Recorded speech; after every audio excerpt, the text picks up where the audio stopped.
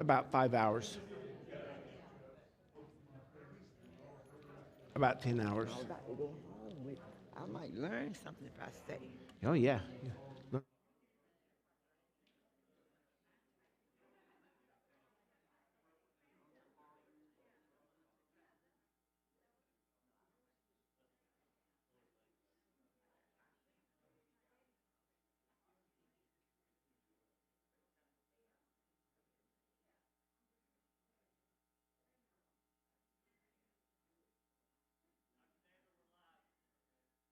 All right, we're going to have to move this, Michael, we're going to need to move this chair sideways so I can get a view of both here. Okay. Yeah. This side, move the side where I can see. To the side. Side. Yes. That's good. All right. Okay. Is everybody ready? Everybody ready for the Avodah service? Okay. Who can tell me what Avodah means? Who can tell me what Avodah means? Service, duty, responsibility, task you're supposed to perform. So yeah, the Avodah service basically dealt with the tasks that the priests were responsible for doing. Can we go to the next slide? Okay. Well, one way of looking, one thing of considering on Yom Kippur, considering it before Yom Kippur, before the time of Yom Kippur, the 10th of Tishrei, before Israel, during the time of Israel, now in modern days, what we have now, and then what will be in the future. Historical events that occurred on Yom Kippur, Tishrei the 10th, this is the day, Tishrei the 10th. It's the traditional date of the original sin of Adam and Eve, who ate from the forbidden tree of knowledge of good and evil, bringing death into the world. Now, there's also other different interpretations from different rabbinical sources, but there is the one of the main ones here is for it being occurred on Yom Kippur. It's the traditional birth date of Abraham. It's the traditional date of the key to the binding of Isaac. It's the traditional birth date of Rebekah, who married Isaac. The traditional date of when Judah and his brothers lied to their fathers about the death of Joseph when they sold into slavery, when they brought the coat of many colors and said, "Identify as you can, please, sir." Next slide.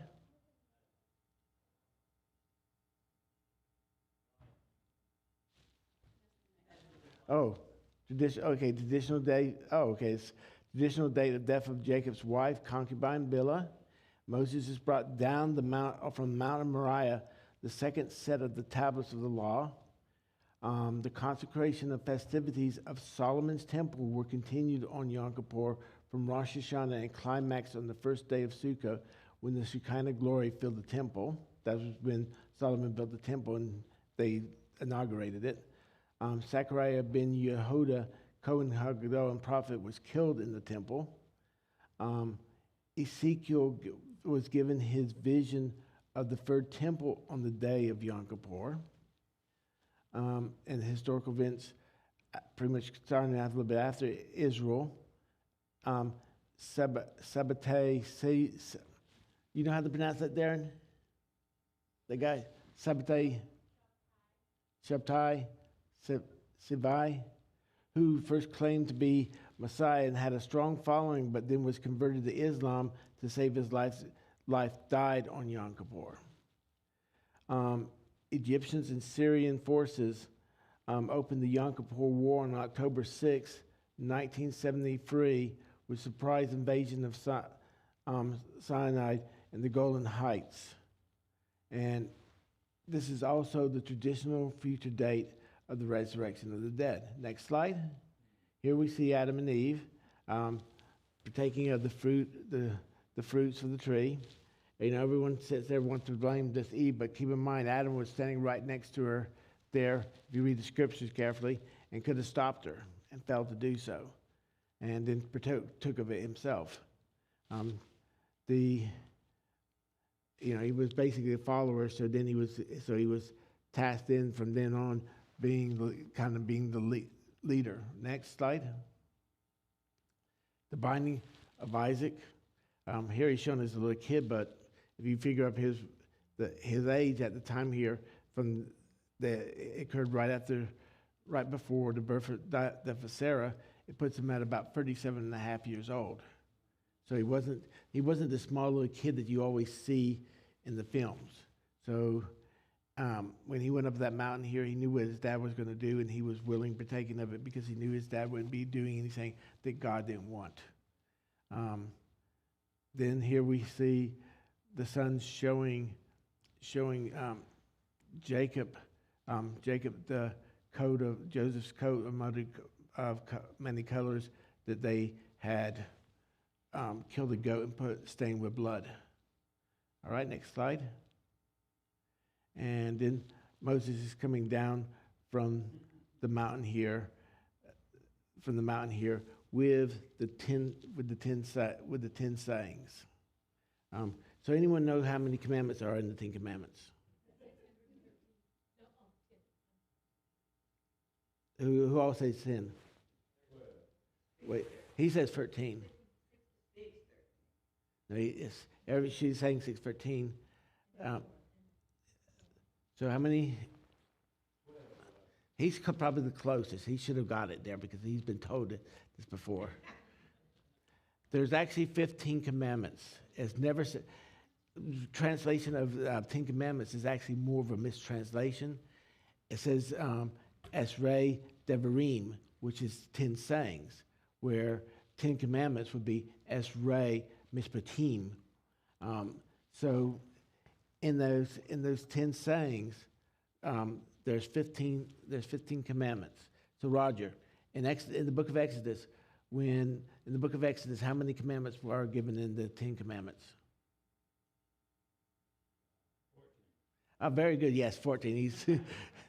But in Deuteronomy, 14 are given, but only in Exodus and Deuteronomy, only 13 of them are the same.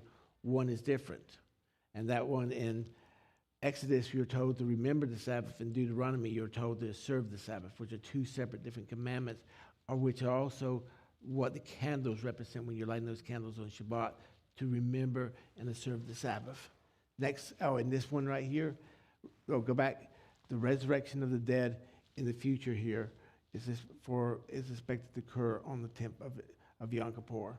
One of the reasons why the Yitzhak service here, why we remember all those who are dead here, is in that connection.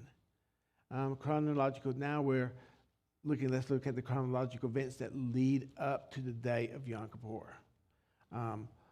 All these, and I'm going to go actually back further here. Everyone who all celebrated, well, you don't really celebrate it. Who all celebrated or served the night of Av? So we got a few people here. It's kind of the darkest point. Who all had the meal prior to the night of Av, the little small meal? Who's ever ate that small meal right before you? Yeah, and it's a wonderful. Because we had the Sabbath right after. It's a wonderful, awesome meal, isn't it? Yeah. What is it? Boiled egg. Yeah, boiled egg, all bread, and dipped in ashes. And you're looking at it like, what? Well, it represents what those, the people in the temple. You're putting yourself with the people who were on that Temple Mount, and that's all they had. And they had ashes coming down from where Jerusalem was burning here. So you're placing yourself, remembering them and remembering what they were going through. But there's a saying, is that the bread dipped in ashes makes the apples dipped in honey all that much sweeter. So that connection, because Ninth of Av is where we bring, as the low point of the Jewish year, is where we bring ourselves when we do our own actions. But when we get here to this point, this is bringing us to where we can be, God will elevate us when we obey his commandments. So that's going just a little bit, but going back very shortly after that, the ninth of Av, we have the first of Elul. And on the first of Elul, what did we start doing on the first of Elul? Or if it's the first of Elul is a Sabbath, what do we do on the second of Elul? We blow the shofar. We start blowing the shofar in preparation for the coming high holy days. It's a period of sitting there, starting a self-examination. You know, Rabbi here, a lot of his messages has been all about that self-examination for this period. So 38 days before Yom Kippur, the first of Elul, the shofar is blown throughout the land every day up to the 9th of Tishrei, except the Sabbath, proclaiming the approaching of the high holidays and the day of Yom Kippur. And there's, showing them here blowing the shofar. 9 days before Yom Kippur, the first day of the festival, Rosh Hashanah, begins on the 1st of Tishrei. The Musaf sacrifices for Rosh Hashanah are offered, and the days of awe begin.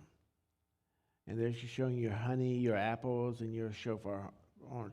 It's and 8 days before Rosh Hashanah, the second day of the festival of Rosh Hashanah, on the 2nd of Tishrei. Now for the 7 days before, which will be the 3rd of Tishrei, 7 days before Yom Kippur, the Kohen Hagadol is sequestered from his family at the end of Rosh Hashanah and moves to the chamber of wood in the temple courtyards. On the evening of the 3rd of Tishrei. The chamber of wood is the private office of the Kohen Hagadol in the temple, and it was adjoined to the chamber of huge stones, the meeting place of the great Sanhedrin. It was the only chamber in the temple that have a musaf, the misuah. I can't speak today. I'm under mezuzah. Too many drugs on me right now. You have to excuse me on that. Mezuzah. Go back. Back to the slide there before. Okay, chamber of wood. Who's all familiar with the chamber of wood? Private office of the high priest. It was made out of wood because every time there was a new high priest, they tore down the old one and they rebuilt it again for this particular high priest. So it changed each time with the high priest. So it's that continuous thing of the temple changing here. And it served here for the mezuzah here was placed on it because for these 7 days, it actually served as his living quarters. Okay, next slide. The Kohen Hagadol is put under the supervision of the great Sanhedrin each evening from the 3rd of Tishrei to the 9th of Tishrei. The Sanhedrin would read to the Kohen Hagadol the biblical portion that relates to Yom Kippur. That's Leviticus 16. It was the first, Torah reading we had. And then discuss it with him. Then they would have the Kohen Hagadol read the passage, the 16th, Leviticus 16th out loud. Next slide. And you see here that in this picture here is showing you what is called the chamber of huge stones. Not the best rendition of it because if you get an accurate rendition, it was really great. It was like an amphitheater with the chairs, and there's really great descriptions of it in the Talmud. But here's the high priest was reading here. Okay, other events that happened on the 3rd day here. Also on the 3rd day of Tishrei, a backup wife was selected for the Kohen Hagadol, and another Kohen was designated for the Kohen Hagadol's replacement in the event that inadvertently that he became defiled and could not purify himself in time to conduct an extra Kohen Hagadol uniform was prepared according to the substitute as well as according to his size and measurements. Probably the idea of getting a backup wife probably seems very strange. Who raise your hand if you think that's a very strange concept? So it comes from the scripture that says that he has to, scriptures in Leviticus, that he has to purify for himself and his family. Well, family here, the term family here means husband and wife. Hebrew is very specific on that term. Yom Kippur, you want to be, this day is so important. It's the most holiest day of the year. It's above Sabbath.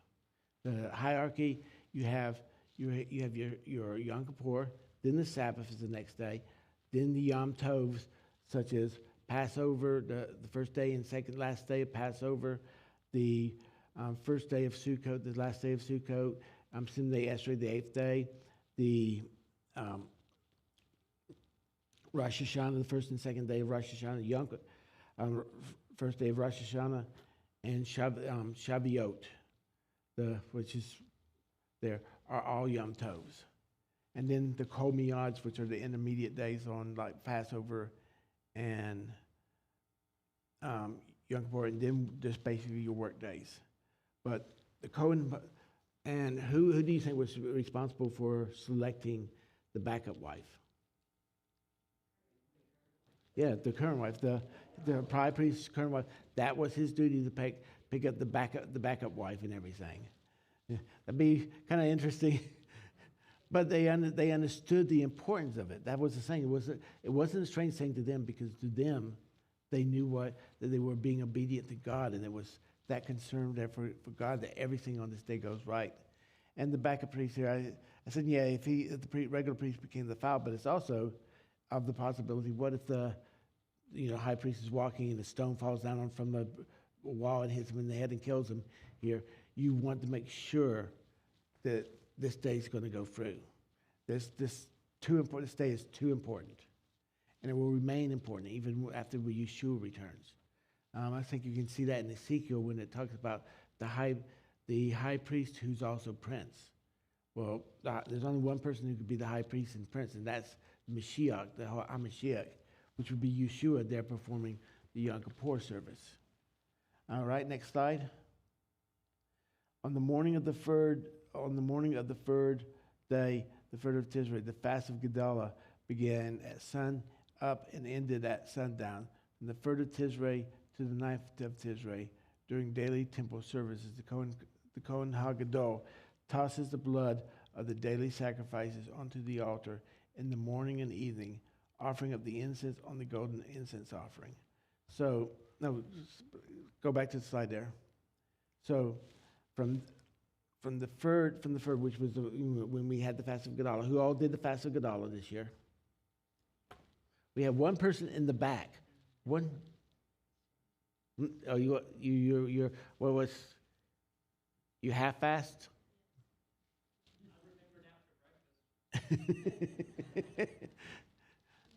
we put a sign on our refrigerator to help us remember.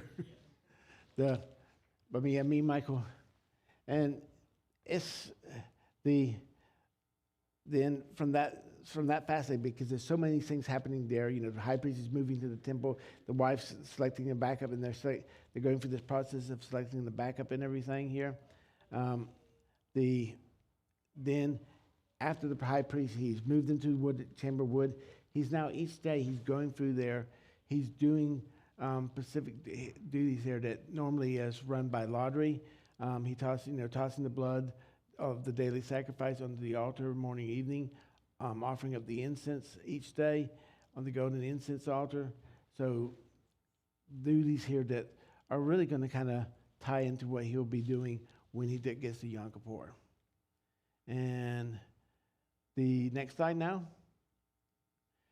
And he attends the service of the menorah, cleaning and the used old wicks, adjusting the new wicks, adding proper measures of oil in order to familiarize and prepare himself for the temple service day of Yom Kippur. Also on the 3rd of Tishrei, with Rosh Hashanah now over, pilgrims throughout the land of Israel begin traveling to Jerusalem for the Sukkot festival.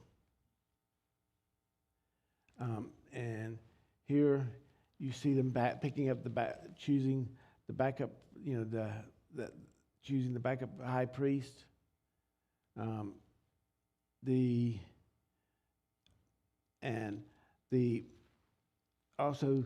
concept of the backup high priest may also be the explanation of why you're in the New Testament you see two high priests mentioned here, Caiaphas and Ananias. Caiaphas was probably the routine high priest. Ananias had been probably serving as the backup high priest. Next slide. And here you see the pilgrims. They're getting the branches and stuff here, getting ready, the stuff they're going to be needing for building their Sukkots and heading to the land, heading to Jerusalem for them to build their Sukkots.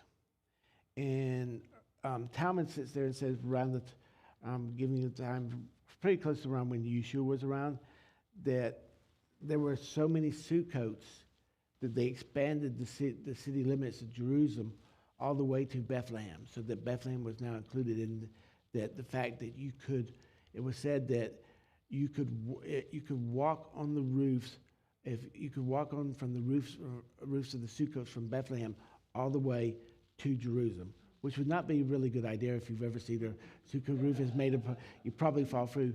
But then there, the Talmud also sits there and says, when Mashiach returns and all the nations are going to be required to come here, that you'll be able to walk on the roofs of the Sukkots from the Great Sea to the temple.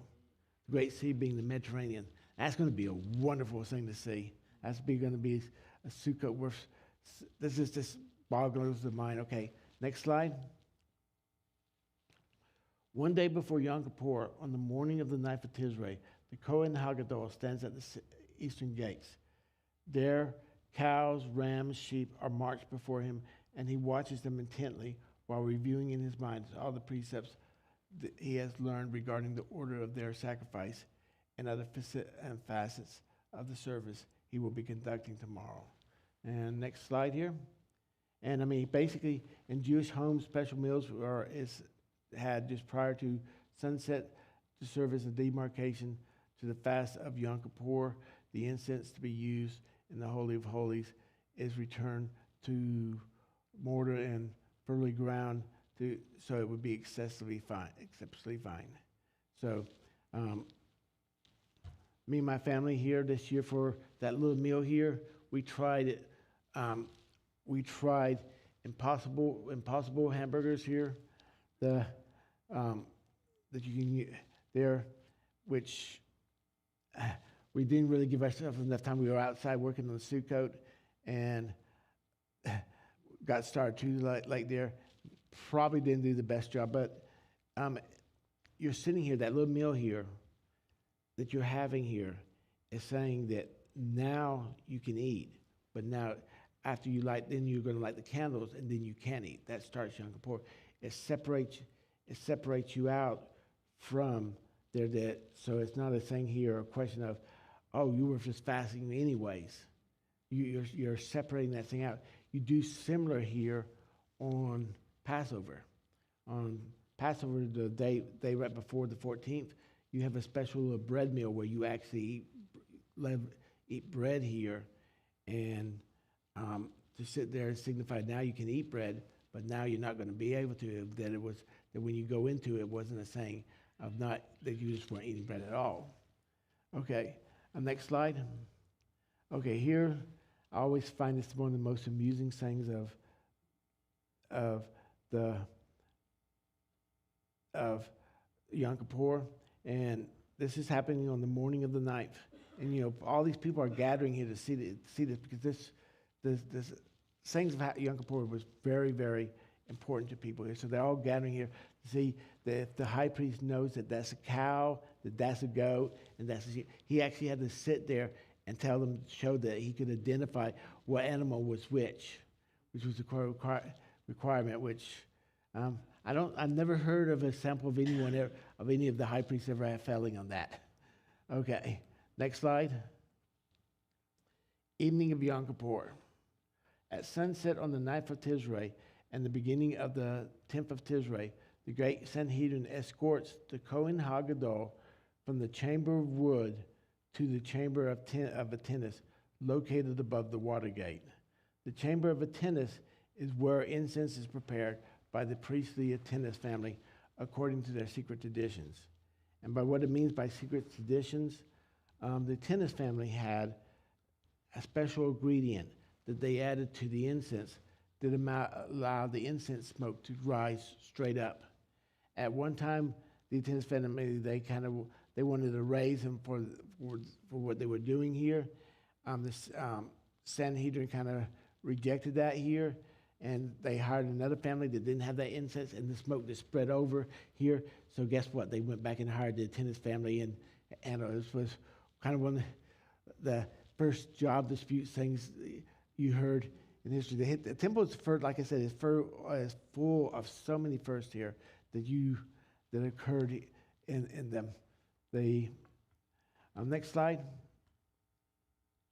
Before the members of the Sanhedrin relinquish the Kohen Haggadah from the custody into the custody of the elders of the Kohen. A most potent exchange takes place between them and their charge. They required them to swear that he will perform the Yom Kippur strictly in accordance with his commandments, precepts, and rules. And next slide. And this really became very important around the time of Yeshua here, the time when Herod the Great was king, because you now started having Sadducees who were high priests. Sadducees were a group that believed in just the strict writing of the Torah. They also had brought into it Greek concepts from like Aristotle and Plato. Their sect originated actually in Alexandria in Egypt.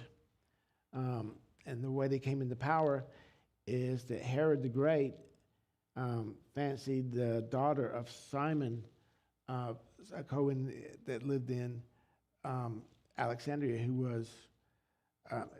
was basically a Sadducee, and he really liked his wife Miriam, and so he made a deal with the guy. If he would let him marry his daughter, he would make him high priest.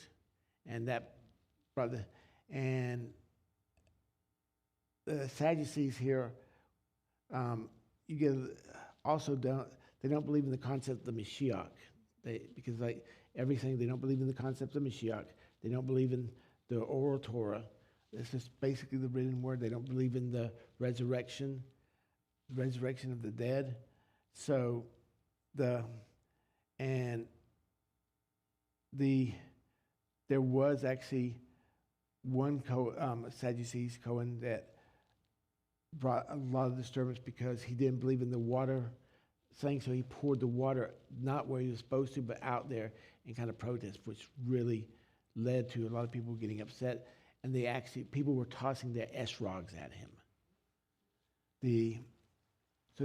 Yes, there was concern for the Sadducees. The one thing that they did believe, because they is in written Torah, is vows. So they would make their Sadducees priests make a vow that they would follow all the precepts as have been performed in the past, as was set by oral Torah. Okay, next. When the members of the great Sanhedrin depart, the elders and the sages of the Kohanim review the precepts of Yom Kippur service with the Kohen Haggadah, especially review him with the incense service to be performed in the Holy of Holies. The amount of incense that would be offered in the Holy of Holies is equivalent to the amount of incense that is offered on the gold incense altar for 3 days. So when he's offering that, he's going to actually be giving what is equivalently free, what they call free. Manna was offered on the incense offer, half in the morning, half in the evening. He's going to offer free manna of incense on that day. And it was the incense service for there was actually the most hardest service to perform. Next slide. Here they are showing him here. This is in the chamber of attendance here. You can see them grinding the incense here.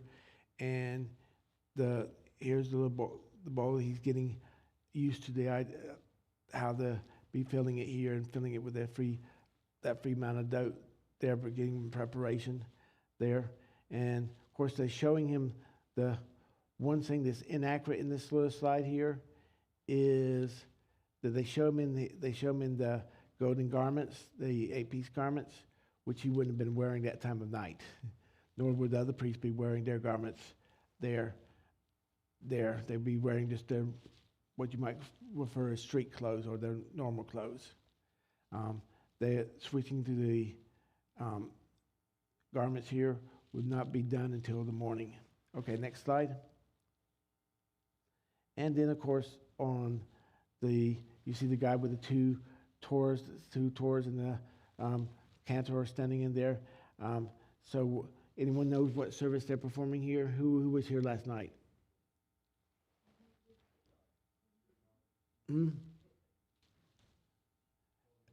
Yeah, Kol Nidra.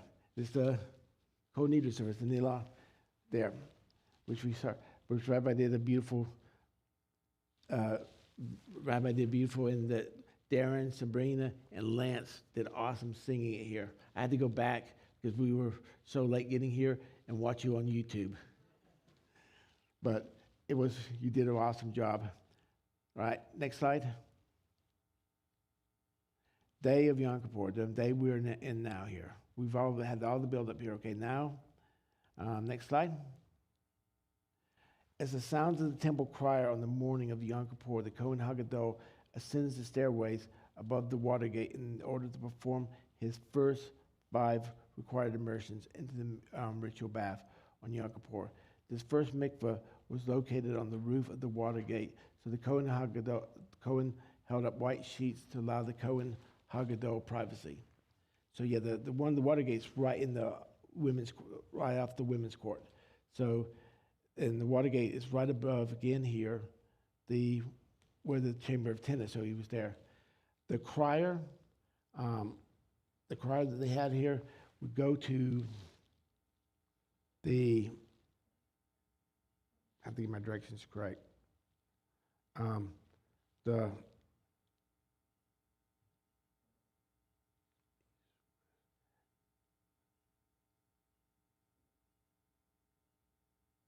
northwest corner of the Temple Mount here, where they had that big stairwell, or used to have the big stairwell, and there's like a little tower here, and from that tower is where he would cry, and he was said that his voice, they picked out someone whose voice was so loud that they said when he cried for, it's the time in the morning for everyone to wake up, for the priests to begin their duties ready and there. And there's a whole special cry that was the Talmud describes in Medot and Tamid. And it was said that his voice was so loud that they could hear him all the way to Jericho, which is about 13 miles away. So yeah, he was a loudmouth. Okay, so here you see them getting up the white sheets here, ready to give the high priest privacy here, and again here they have him in his golden garments, which he wouldn't have been wearing at that particular time. He'd been going in the street clothes because he's going to switch into the golden garments. And on the day of Yom Kippur, the high priest is going to go for the mikveh 5 different times. And before each time of the mikveh, he's going to wash his hands and feet. Okay, so next slide. Before entering the ritual bath, the Kohen Hagadol first sanctifies his hands and feet, pouring water on them from a golden vessel. Upon merging from the ritual bath, he would sanctify his hands and feet in the same manner. So there's going to be 10 hand washings and 10 hand and feet washings. Okay, next slide. And that's showing him washing his hands and feet there, and before going into the mikveh. It's probably a little bit more accurate. I think it was supposed to be like his street clothes, normal garments. And on the day of Yom Kippur, he used the gold vessel. On all other days, he used a copper vessel for washing his hands and feet there. And next slide.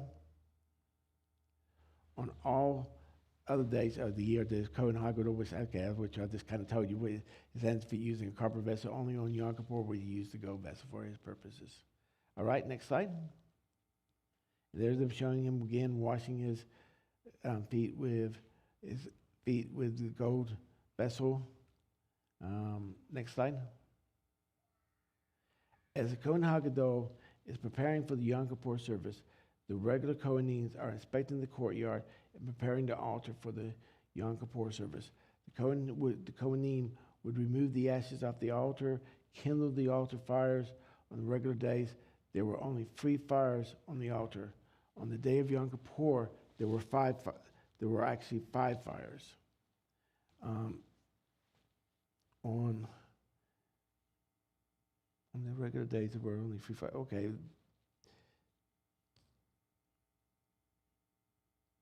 All right. Go next slide.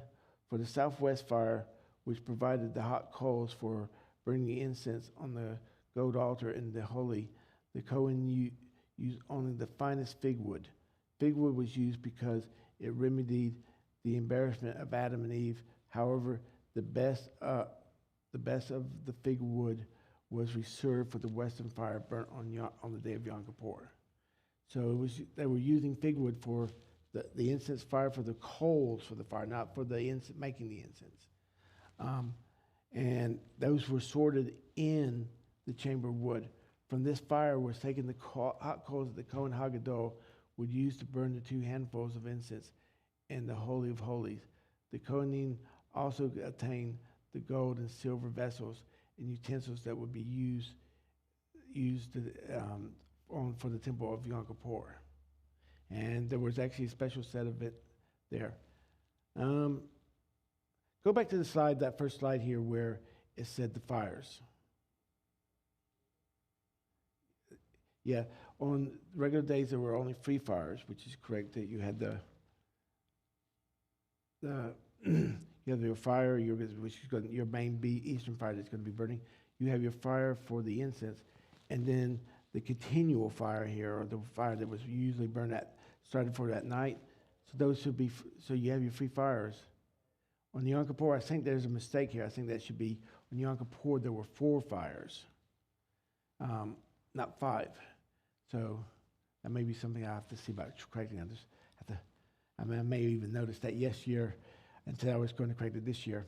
But I do that a lot. Okay, next slide. Go back to where we were. Okay, here they are preparing the fires, getting the logs up there, bringing up the wood up on the altar here. That big pile back there was the apple of the altar, which was the pile of incense on the altar. It was the first lottery. The first lottery here was for who got to remove that first shovel of incense. And the incense was jumped onto the eastern side of the altar there. And then priests in their regular street clothes would come in there and get buckets, and they would take it and deposit it at the place where executions occurred, where the red heifer was burned, where the actual Yom Kippur bulls and animals would be carried to be burnt outside the camp. In fact, I told you how the temple always had a lot of historical firsts. The first historical recorded workplace accident and resolution for that accident occurred at the temple. Like I said, the first thing here, the priest used to race up to see up the altar to see who would get that first shovel of ashes, which was kind of like considered an honor to do. Well, even grown men here, when they get excited about doing something, will sometimes get a little bit careless, and racing up there, one priest shoved one of the other priest off, and he fell and broke his arm. And so the Sanhedrin said, "Okay, we might need to rethink this here." So they they started doing it as lottery here for that. So it's one of the nice things here where you just see the temple here where, yes, regular things occurred in the temple here. It was a real place. These things are recorded here. And they had issues that they had to deal with, just like there, but and it was a thing of being obedient to God, of working these things out. Okay, here, next slide.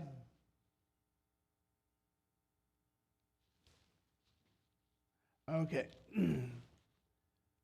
Okay, I see where I got the number 2 there is not a fire, it's the ash pile. That's probably where I made the mistake. You see the one is the eastern fire, which was used for the daily sacrifices. Fire number 5 is the one that's used for the incense altar. Number 4 was the special fire that was done for the day of Yom Kippur. It was done directly in the middle of the western there. And number 3 is what they call the continual fire. It was the fire that was kept burning at night. The northwest fire, perpetual fire, always kept burning, fulfilled the mitzvah that always have a fire burning on the altar. It said there, it was kindled. It would usually go out during the day or get very low, and then at evening, when after the evening service, they would add wood to it and get it going here, and right to the north of the altar is where the chamber of flame was, and the chamber of flame, priests apprenticed from the age of 20 to 30 were there, and their duty here was to stay up all night watching that fire to see if that it didn't go out, and if it started getting low, then they would go down and they would go for the mikveh on the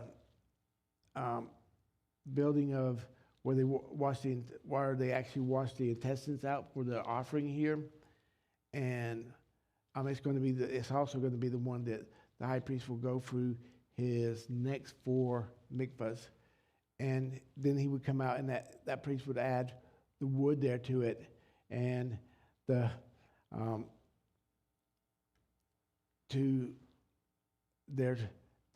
so that was when their duties. I mean, the actual regular priests were the ones from the age of 30 up to around 70. Then the ages priests, but apprentice Cohens would actually start at the age of 20, start coming there, and they had duties like watching the temple courtyards at night and serving them, of keeping there. And a lot of it was that 20 to 30 was their period of learning all the duties. They were being taught by all the regular priests here what you were supposed to be doing. So yeah, they have a 10-year training period.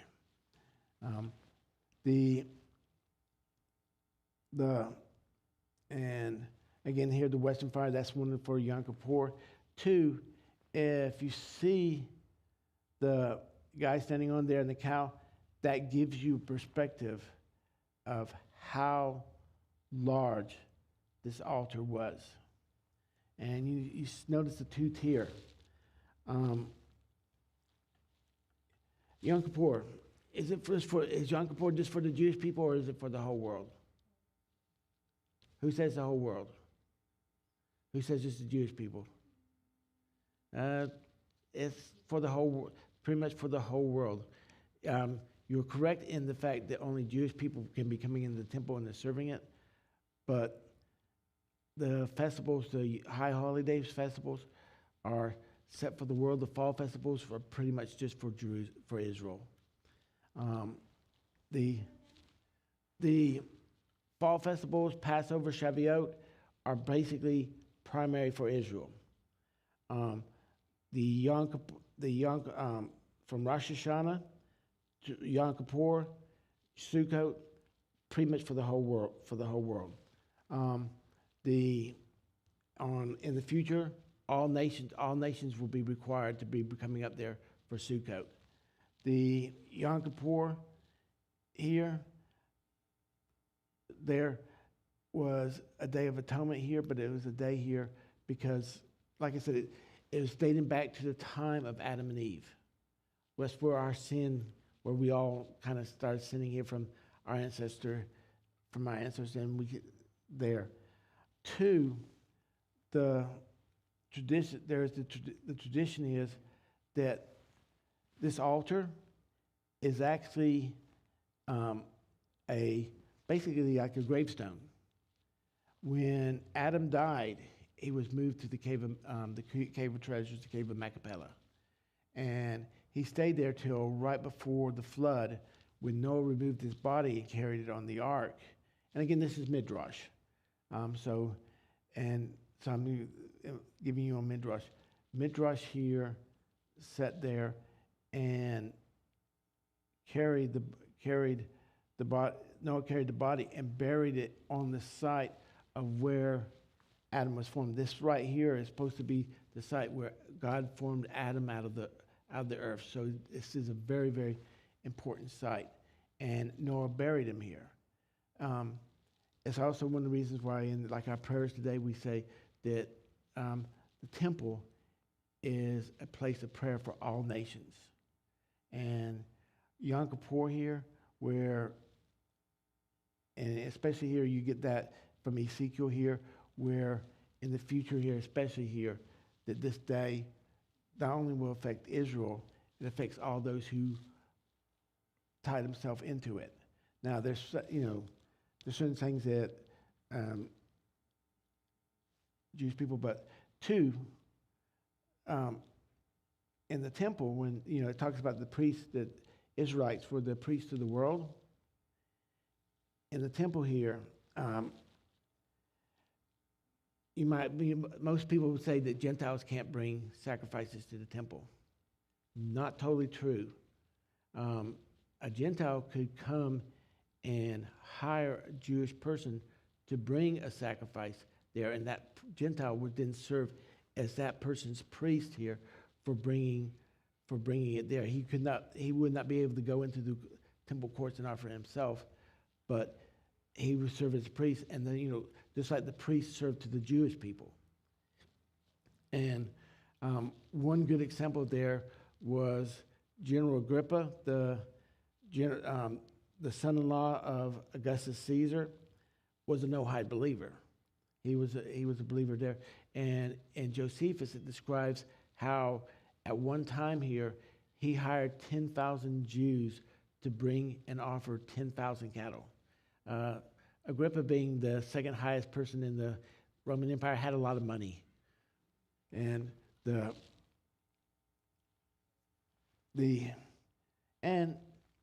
his wife, who was the daughter of Caesar, was also a no-hide believer. However, Caesar was not a no-hide believer. He still was pagan. But it gave him some knowledge. That's why one time he once made a statement of, it's better to be a pig in Herod's household than to be his son. Because a lot of Herod's sons were getting executed, and Herod was very strict about following Jewish law, even except he had the outward appearance of it, but not always the inward appearance or the understanding of it. All right, so we got on the rabbit trail. Let's get back to the Southwest Fire here. Southwest Fire is provided the coals for the daily incense offering. Okay, the next slide.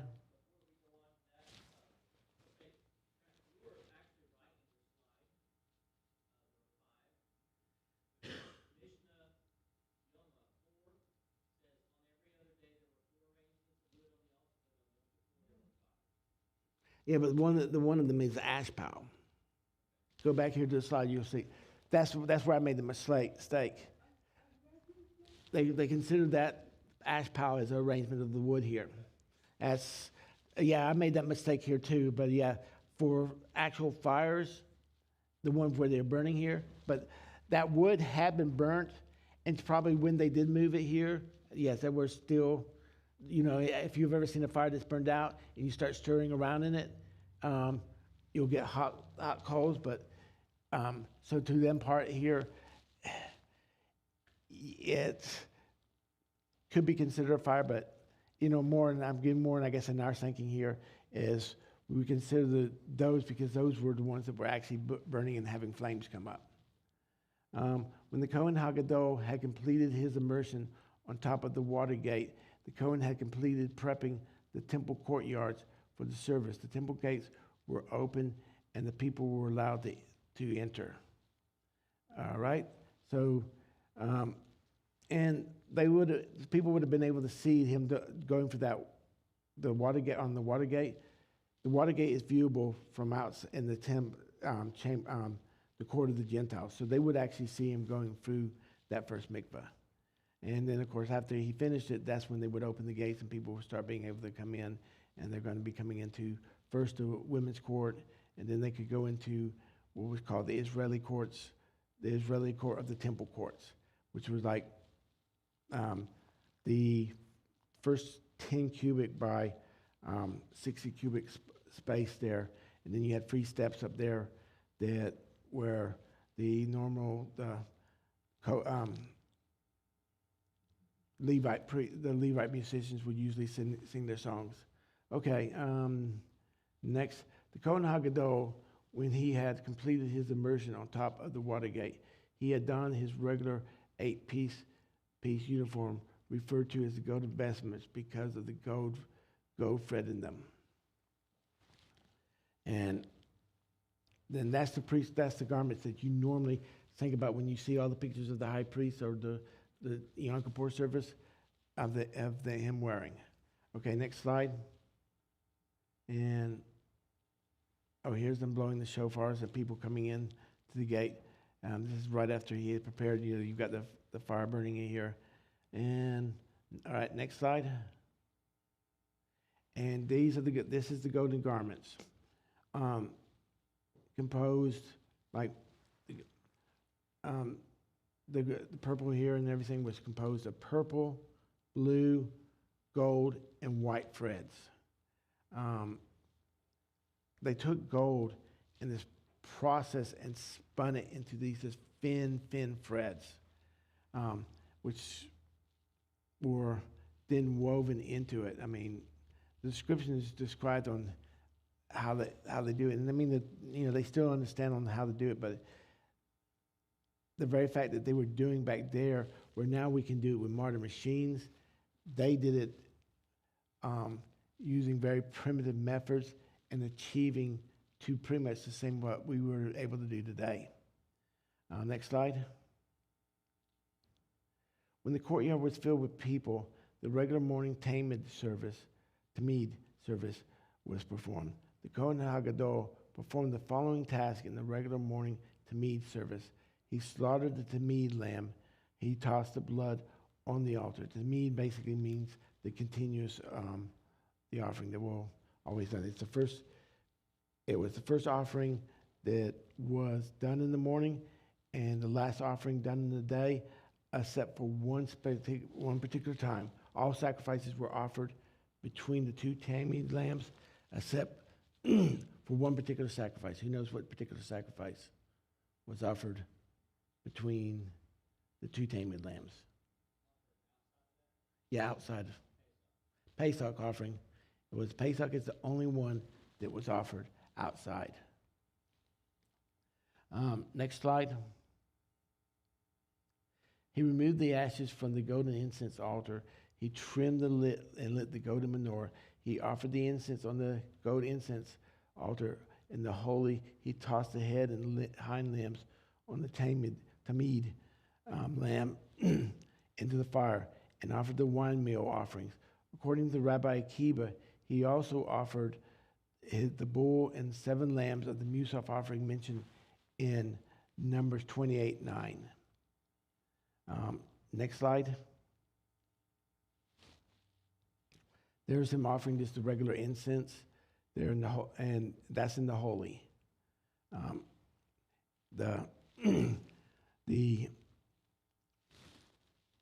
Normally the incense offering altar set directly between the menorah and the table of showbread, but on the day of Yom Kippur, it was moved right up before the curtains. When the morning Tamid service was completed, the Kohen HaGadol was taken to the mikveh above the parve chamber for his second immersion. As before, he washed his hands and feet before and after immersing in the mikveh. A white linen sheet was held up, separating the Kohen HaGadol from onlookers. The white linen sheet reminded onlookers that the Kohen HaGadol would administer the atonement service wearing white garments only. And right above the parve chamber, that was that chamber I mentioned before where the the guts of the sacrifices were washed out and cleaned out. And the water that's coming from that they're using for washing is the water that's spilling out from the mikveh. That living water that was used there to wash. I've always found that an interesting thing here that they use that water that was used for a holy purpose there for the priest going from the mikveh, and that was again here would be the high priest. but it was also the training priests would use it for when they were keeping that continuous fire going. Now the regular priest actually had a mikveh that was down on the ground. That the chamber that they slept in was the chamber of the hearth, the fire. It had a little fire in it, and then wooden stone shelves around this enclosure here, where the priest could sleep or sleep on the ground. There were 4 chambers. There were 4 chambers in there. The northwest chamber. The northwest chamber was the chamber that led to the stairwell that went down to the mikveh for the priest to be going through, that they would go through in the morning to put on their garments before starting their service. And in there was what was called a shebutim, or a bathroom or a toilet in good taste. So who knows what a toilet in good taste is? It has a door. That was the thing. They had the door. So it's always nice. Some of these are nice. It just really gets fascinating here about how all this was set up and done. And I mean, how well the temple service was, and the temple in itself was organized. So he's now switching to his white garments. These were garments that he paid for himself. The high priest paid for the white garments. And he's going to use the white garments in his first two immersions into the white garment. But in his last one, he actually switches another white garment, but it's of a little bit lower price that he'll go into. And those will be in the slides a little bit later here. I'm jumping ahead, so you have to forgive me. I'm on drugs for my foot, leg, knee right here. Okay, next slide. And there they're showing him going up there to change in from his golden garments to the white garments, white linen garments. And there will be a sample of what the white linen garments would look like. They're different than what the priests wear, because the priests wear white garments here, but the sash was colored. In the high priest, the sash is white, and in this garment here, everything was white. The turban here was more in line with the turban worn by the high priest, where the turban worn by the regular priest was more conical in shape. All right, next slide. Right there, I think it was just to cover up the mannequin's face, but I don't think that was part. He'd been having a hard time getting through. As the Kohen HaGadol would emerge from above the parve chamber, the Kohanim brought into the courtyard the various animals for special Yom Kippur offerings. Next slide. And here they are, bringing these animals that he just saw the other day, that they made sure he knew how to identify the 2 goats, the bull, and the 7 lambs. And all right, next slide. The Kohen HaGadol first makes his confession over the bull. The Kohen HaGadol drew near to the animal, facing the sanctuary. He placed his 2 hands on the bullocks between the horns and confessed. This was in keeping with the directive of the verse. Next slide. And Aaron shall offer the bullock of the sin offering, which is for himself, and shall make atonement for himself, for his family. The sages of Israel received the tradition that these words refer to oral confession. All right, next slide. And here he is, putting his 2 hands before the head of the bull, making his confessions. When he made this confession, he used the holy name, the 4-letter name, and gave it gave it the proper pronunciation that actually we don't know now. You'll hear it said certain ways here, but that's taking the vowels from Adonai and adding them to the four-letter name here. But we don't. That's probably not the correct. Well, pretty sure. Strong evidence is not the correct pronunciation, but that proper correct pronunciation is something that Jewish tradition says is one of the tasks that HaMashiach, when he returns or comes, is to give for that name, and the holy name here will be pronounced 10 times through the Yom Kippur service. In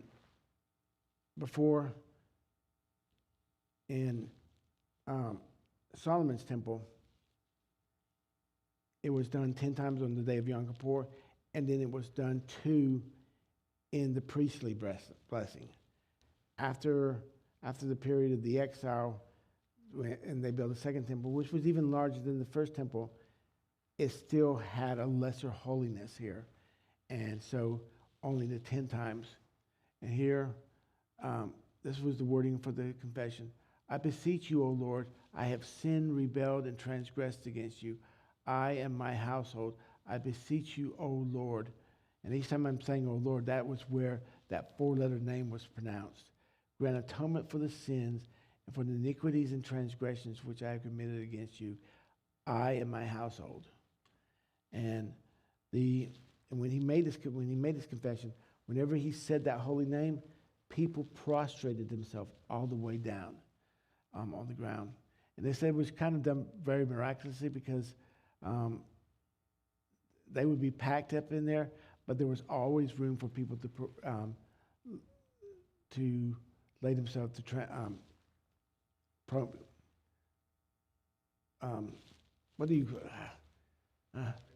prostrate himself.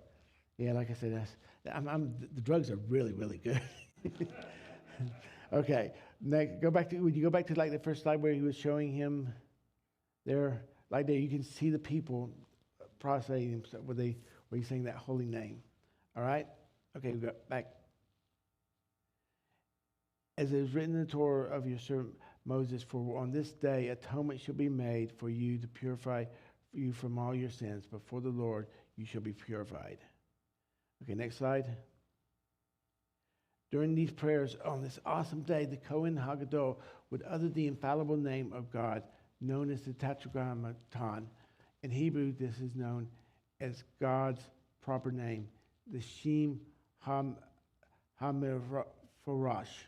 Darren, want to correct my pronunciation on that? And denotes the Holy One as the ultimate source of all existence. This most holy name is ordinarily not pronounced as it is written, and is not used at all outside of the holy temple. Even in the temple, it is used infrequently. Next slide. During the course of the service on the day of Yom Kippur, the Kohen Hagadol will have occasions to utter this 10 times in the confession. The Kohen Hagadol pronounces this name 3 times. When the congregation who are assembled in the court hear that holy name from the lips of the Kohen Hagadol, they collectively respond, "Blessed be the name of the glorious kingdom forever and ever," and prostrate themselves on the ground. Next slide. This response is based on the verse from Moses' song, Deuteronomy 32:3. When I call upon the name of the Lord, give greatness to our God. The sages explains this means that Moses told Israel, whenever I mention the Holy One's name, you should ascribe greatness to our God. All right, next slide. Next, Kohen Hagadol drew lots to select which of the 2 goats would be the Lahashim and which would be the Lahazel goat. So all of the moving service on the Day of Atonement is fraught with poignancy, tense anticipation, and deep personal stirring of repentance. Surely one of the most dramatic moments of the day is the lottery, which the Kohen HaGadol conducts. And next slide. For this is the process that will determine the scapegoat, which will be cast off as atonement for Israel's sins.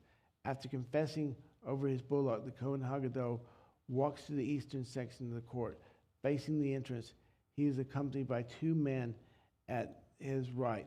The assistant, who is actually none other than the replacement priest who was designated as a stand-in for the Kohen HaGadol, should he be rendered unfit. At his left, the head of the family clan who is responsible for the service of the temple day of the week.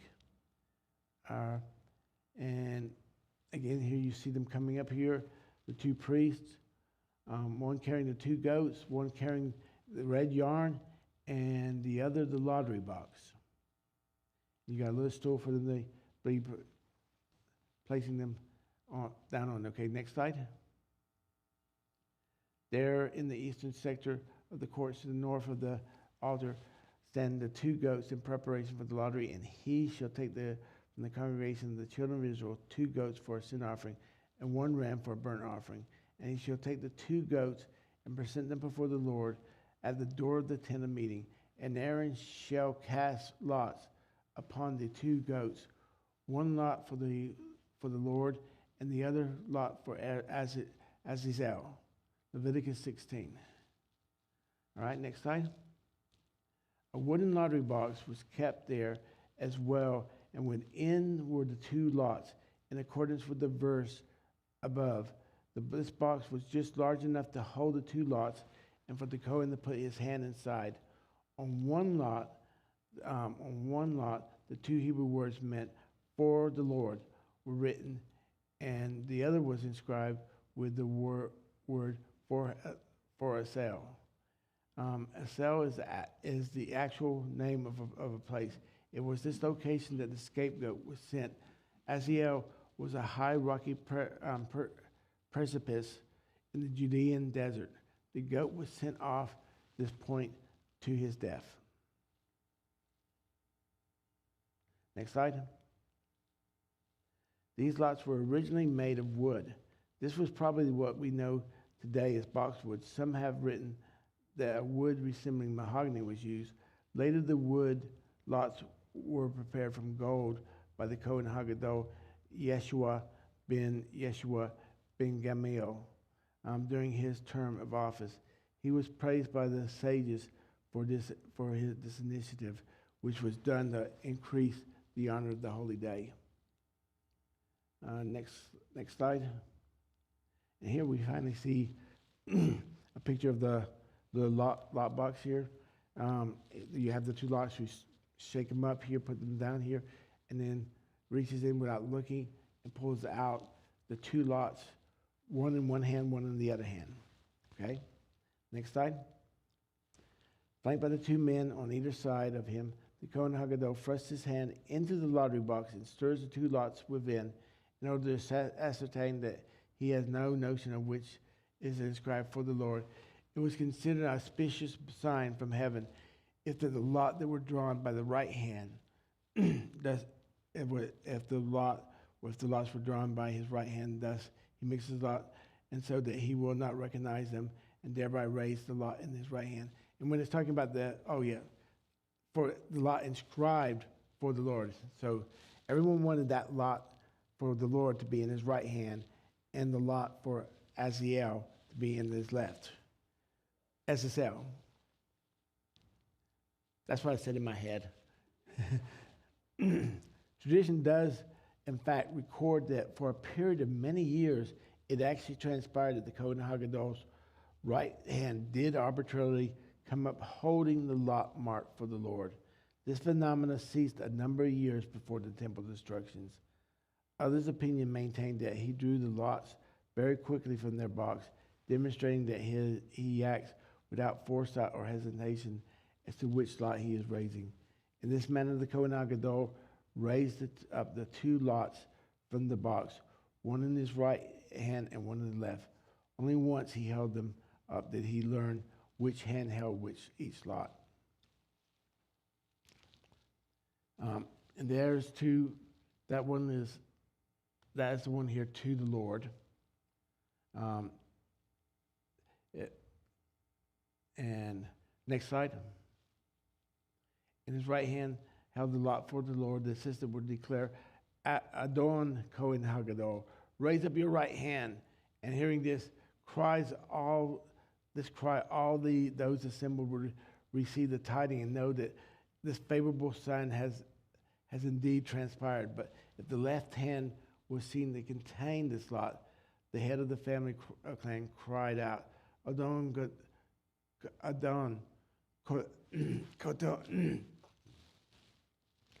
Kohen Haggadol, raise up your left hand, and thus the deed would be known.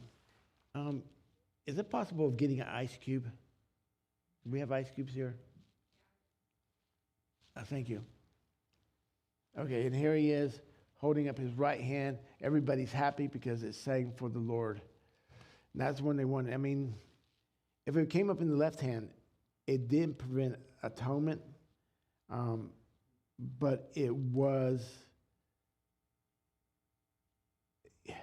you knew here that God's favor was going to be better for that year, that you're looking at a better year coming up here. And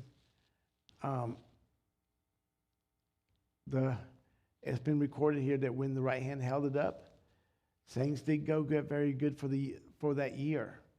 When the left hand held it up, was it that year that you were going to probably have some things that didn't always work out well. And here you see the red yarn. The red yarn is going to be tied around the necks of it there. There's going to be special knots, unique knots. One unique knot for to the Lord, and the other knot to a cell, which identified which one was which, so they could not get confused. Which was, goats don't always cooperate, and there was always that chance that they could get running around, and if they were looking very similar, which a lot of times, they will be, you might have trouble figuring out which one was which. So that was very important in putting the identification mark. In fact, most people, when they brought their animal to the temple, they would usually tie with some kind of yarn or something here, and they put like a special knot here, unique for their family, just in case the animals got loose. In fact,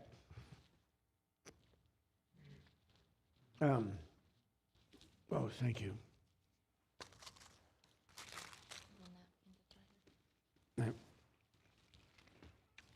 I really appreciate that.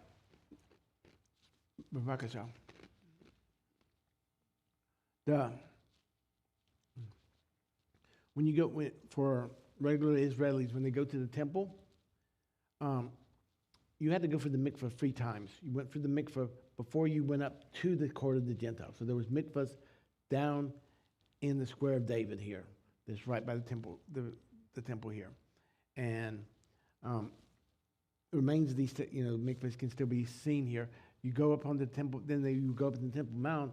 You went through a mikvah. You went through a mikvah between in the Gentile courts to go into the courts of the temple courts. That mikvah here is recorded as having like little stakes out in front of it here with little tie-offs here with numbers. And so when you were bringing your lamb here, you're not going to carry your lamb in for the mikvah. You tied your lamb off at your particular stake and taking the number here, almost remind you of car parks and everything. And then you would come back to gain your animal. So there was no confusion about who had what animal. I mean, all these things had to be thought out here because it would be easy to confuse. Hey, no, that's my goat. No, that's your goat. That we solved that problem there. All right, next slide.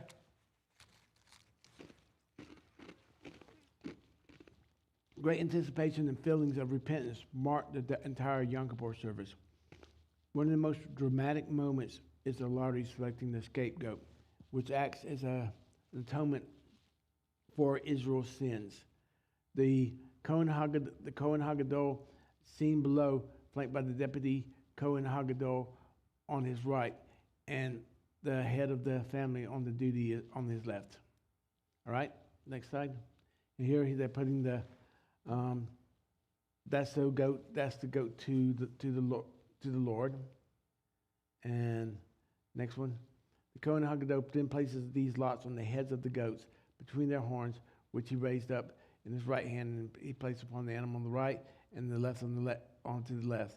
When placed the lot for the Lord upon the sacrifice, he recites loud for the Lord a sin offering, once again pronouncing the holy, infallible name of God.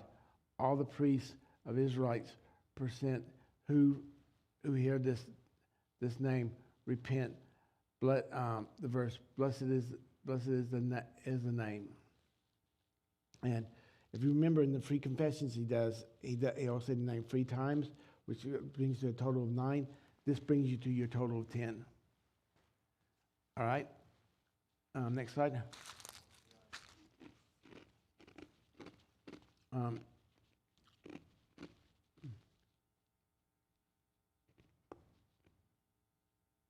Is that not the same slide? After placing the lots upon the goats, the Kohen Hagadol ties a length of crimson dyed wool between the horns of the scapegoat and sends the goat facing the temple eastern gate through which it will be led. He also ties a similar length of wool around the neck of the goat, which will be sacrificed. This elongated skin of goat wool is called tong in the language of the Mishnah on account of its shape.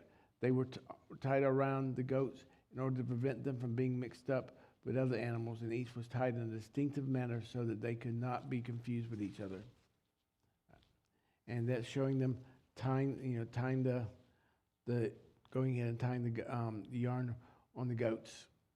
All right, next slide. These links of wool were specially dyed crimson on account of the verse which reads, "So your sins are as scarlet; they shall whiten as snow. So they be red like crimson; they shall be white as wool." Isaiah 1:18. It is related that the great miracle occurred concerning this crimson color wool. For in addition to the piece which was tied to the scapegoat, a similar length was tied to the entrance of the sanctuary, where all could behold it high up like a banner, and to understand, okay, we got in the prayers here that the goat for Hashem is for forgiveness of the Jewish people, and the goat for Azrael is for the atonement. And next slide.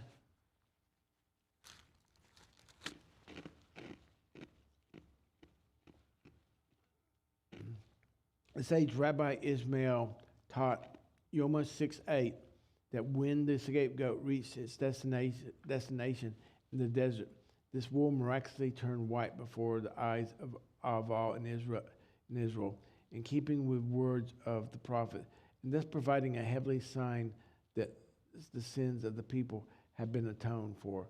The 2 goats thus prepared, the Kohen Hagadol will now leave them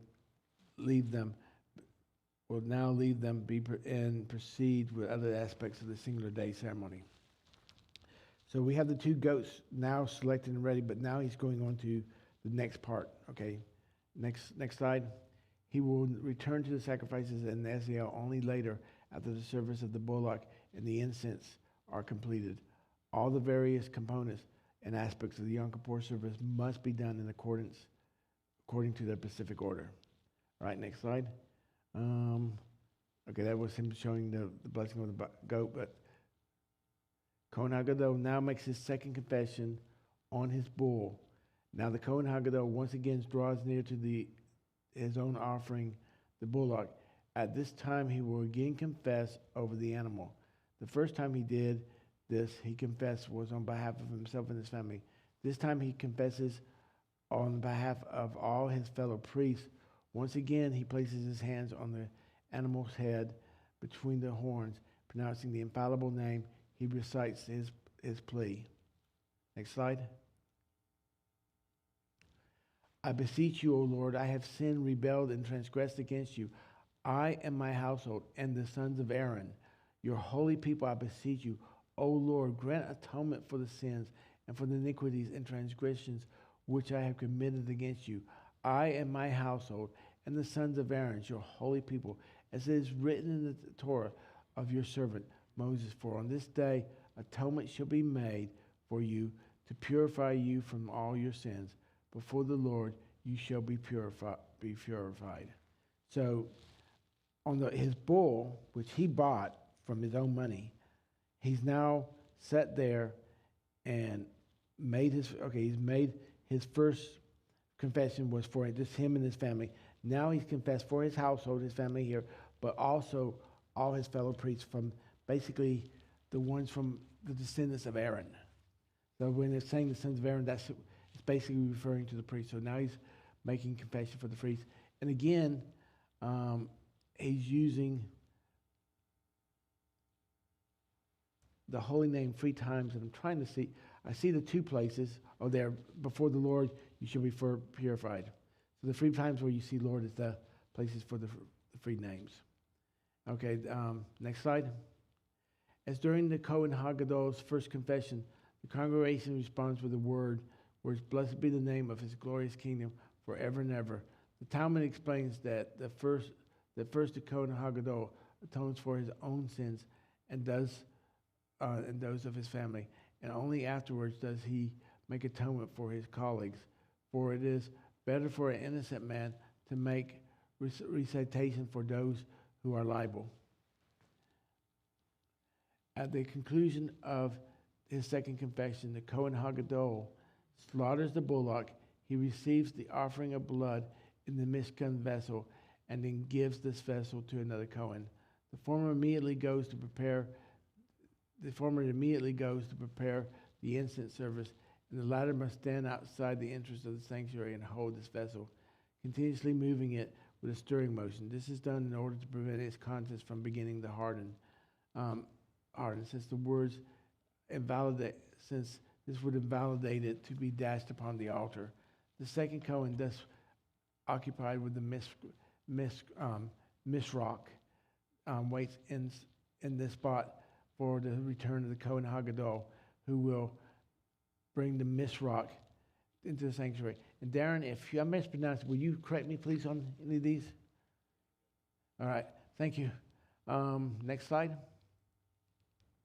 They're slaughtering the bulls. The little rings you see there were actually things in the temple. They were like a half circle. You lay the bull here, and then you just rotate it up over there to help hold the animal secure. And if you look in tape Mishnah, in the Mishnah and Talmud, you actually, I think from the Art Scroll side, they actually show the arrangements of those circles.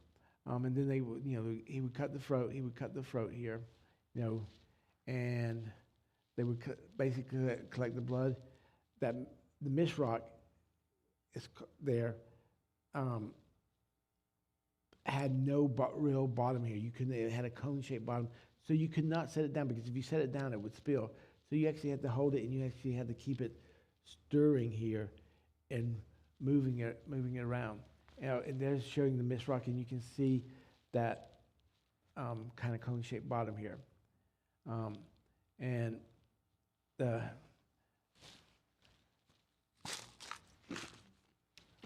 ensured that the priest would. Let me just set this down for a second so I can stretch my hand and make sure he had to keep shaking it. All right, next slide. In the meantime, the Kohen Haggadol ascends to the top of the altar in the court, carrying a golden shovel equipped with a specifically long handle designed to aid him in performing the particular difficult movements he will be required to conduct in the incense service. Alone on this holy day, atop the altar, the Kohen Haggadol uses the shovel to stir the fire and gather some of the burning coals from the midst of the fire into this vessel. When he descends the ramp, he will return to where the priest waits for the misrock, and he will place the shovel and its coals on the floor next to where his colleagues stand. And here you see him up there. He's getting coals. He's getting us coals from the fire right there. And you can see here he's in the full white garments. You can see the priest in the background with the color sashes there. All right, next slide. Every aspect of the divine service on this awesome day reflected the special status and sanctity which is inseparable from the very nature of the day itself, a day of sublime communion with the Creator, a day of resolve and repentance, a day of both great inner peace and national unity. Thus, every movement made during this service and literally every step taken by the Kohen HaGadol was imbued with great significance and meaning. I mean, this day is, you cannot express the importance of this day. Okay, can we go back to the slide that was, I think every aspect of this awesome reflected the special status and sanctity was inseparable from the very nature of the day itself. Sublime. So, okay, I just pretty much, yes. Yeah, next slide. Even his very steps along the altar ramp marked the special character of the movement and rang out the words, "This is the Day of Atonement." For all year long, the Cohens would go up to the altar by walking along the periphery of the ramp, ascending along the eastern side and descending on the west. Their strong sense of reverence and awe for the Holy One had a humbling effect on their number, and they would have considered it a brazen act to walk right up the center of the ramp. Yet today, on Yom Kippur, the Kohen HaGadol, accompanied by this assistant on the right side, walks right along the middle of the ramp. Next slide. The symbolism of this action is clear. Today, let all take note of Israel's honor and her fondness in the Holy One's eyes. So much does he cherish Israel that today, on this day, that when all her sins are forgiven, Israel can behave like a child in her father's house, openly declaring their love and affection. After the Kohen HaGadol has placed this shovelful of burning coals on the floor near the sanctuary, other Kohanim now bring their Kohen HaGadol the two other items he will use to conduct the incense service. A large golden spoon, this empty, which was brought from the chamber of vessels, and a golden shovel filled with finely ground incense brought from the chamber of Atenas family, where the incense is prepared. Next slide. This was and this is the incense that they spent all night,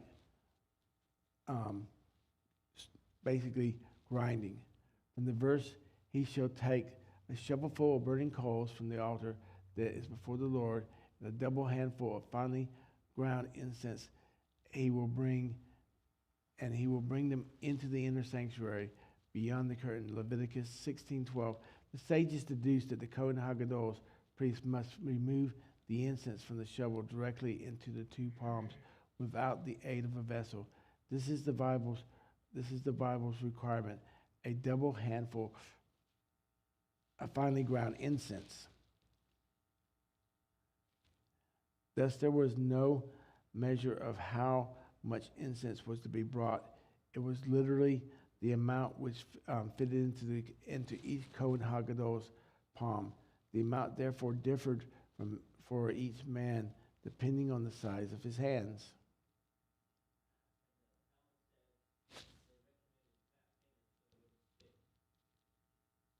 Huh. Well, that makes that, you don't want any of that incense sleep. So yeah, you want to fatten up the priest there, and here they're getting the incense ready. Here's you can see the guy in the back there who's still got that little thing with the bull's blood, keeping it shaking. All right. The Kohen HaGadol then places the incense in his hands into the golden spoon and holds it with his left hand. In his right hand, he picks up the shovelful of burning coals from the floor before him. In this manner, carrying a spoonful of incense and the shovel of coals, he enters into the sanctuary until he comes to the two curtains, which separates between the sanctuary, which housed the menorah table and the incense altar, and the Holy of Holies. And there you see him going up here, the shovel here with the coals and that little special spoon there. Okay, next slide. In the first temple, a wall of thickness of 1 amah, approximately 48 to 60 centimeters, separated between these two areas. However, in the second temple, two curtains once again formed this distinction, as in the days of the tabernacle. The two curtains themselves were separated by an empty space measuring 1 amah width wide, like that wall which stood in Solomon's temple.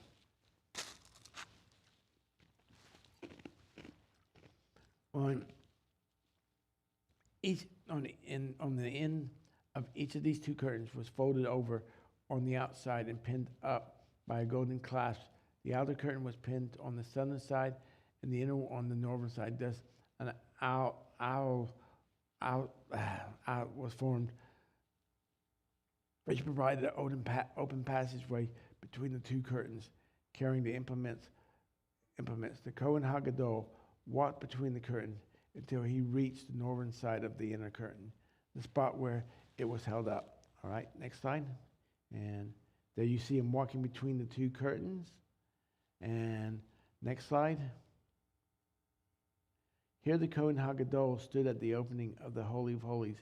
He now turns and faces the south with his left side along the length of the curtain, so that he may walk to the center of the room to stand in the place known as between the poles, between the two poles of the Ark of Testimony. However, the Holy of Holies was empty, for the Ark of Testimonies did not stand in the second temple. And here it's showing him standing between. But again, like I said, they basically went to where they knew it would have been standing here. So this would have been in the first temple here where you have the ark. But again, here the ark was not in the second temple. Or actually, the ark was in the second temple. It was in the chamber below the chamber of wood, except it did not contain the tablets or the items of it. Midrash says that Jeremiah removed those to a place in Egypt or Ethiopia, and that's again here another task that HaMashiach is required to bringing those back and replacing them. And next slide. When the tabernacle and first temple stood, the Kohen HaGadol faced the holy ark of the testimony and placed a shovel of coals down directly between the two poles of the ark. And they're showing him here two poles of the ark and him dumping the incense down the floor. Of course, there's one error in that picture there. Go to the next slide. But in the face of the ark's absence, in the second temple era, he would place the shovel down on the foundation stone itself in the place where the poles would be extending had the ark been there. There they're showing on the foundation stone, and again the spoon setting there on the floor. Next slide.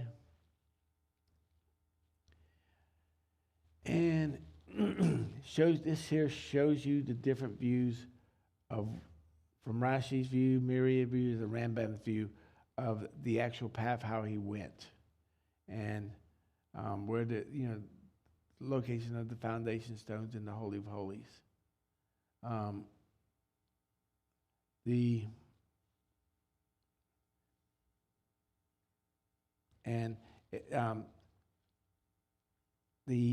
If you want to know what the correct one is, my answer is I don't know. I think Mashiach will let us know that when he comes. All right, next slide. Once the Kohen Hagadol put down the shovel, he must then return the fine incense powder from the spoon and back into his palms. For when he places the incense on the coals, it must be directly from the palms, his palms, the double handful.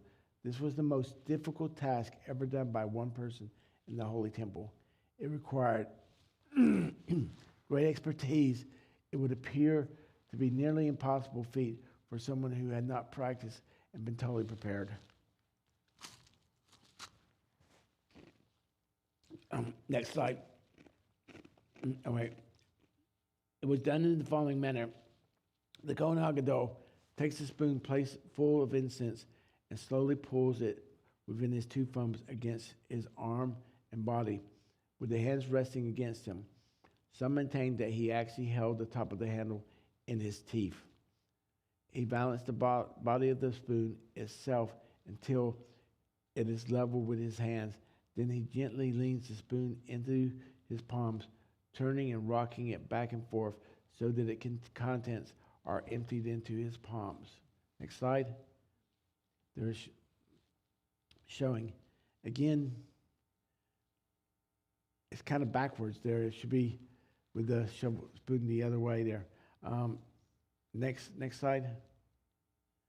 As we have described in this process, this process is difficult enough to accomplish, but what makes makes the exercise even more formidable enough to merit the appellation of the most difficult task of all is the requirement that the Kohen Hagadol must not allow even one tiny grain to fall. The entire contents within the spoon must be completely transferred to his hand to the very last drop.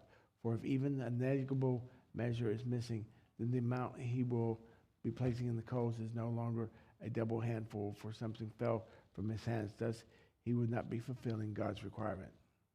Next slide. And yeah, that's a no-no. And that's what goes back to where Darren with the Talmud saying fat fingers would be a very good saying for the Kohen Hagadol. From his palms, the Kohen Hagadol places the incense onto the coals in the shovel on the side of the shovel away from where he is standing, so that he will not be burned as the flames ignite. He stands there and waits momentarily until the entire chamber is filled with the smoke. The Yom Kippur incense offering completed, he then exits the Holy of Holies with extreme reverence backwards, entering through the two curtains back in the sanctuary without once leaving, having turned his back on the holy place. Michael, would you do me a favor? Would you hand me the gray book there?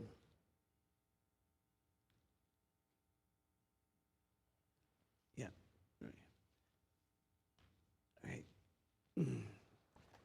And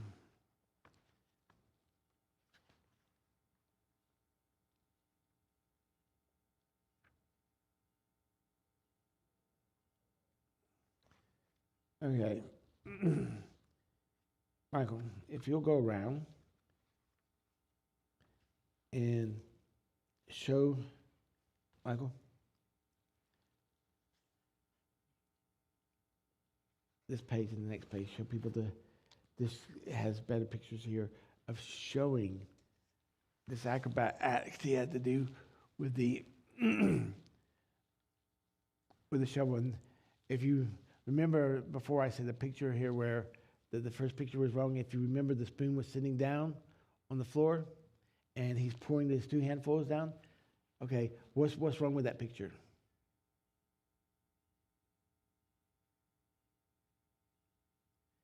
if basically he's holding that spoon up there with his bodies, and he's filled up his two hands, what hand did he use to put the spoon down? he would still have been holding up the spoon. Yeah, and I don't think it would if we have fall yet, and falling in that proper way where it's standing up. And okay, here again here. Now this one shows it more like he did drop the spoon, so maybe that one I could see, but that first one here where it was standing up perfectly. But I have a feeling more that they held on to it, and they poured the 2 handfuls in, and when they did, like I said, they poured the 2 handfuls out there, and in the tainment service, in the tainment service, it talks about for the regular priests when they offered the incense.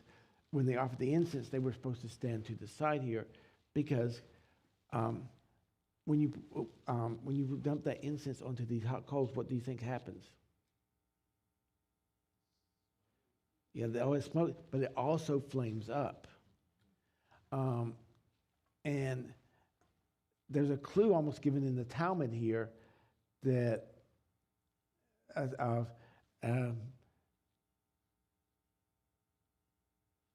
Darren, the two Cohen priests who got fired on the first day. Their names? Adab and Abihu. Yeah, that's right. Okay.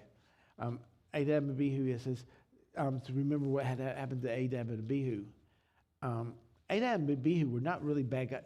They just got carried away because, it was the first day here, and they had no fire at all there.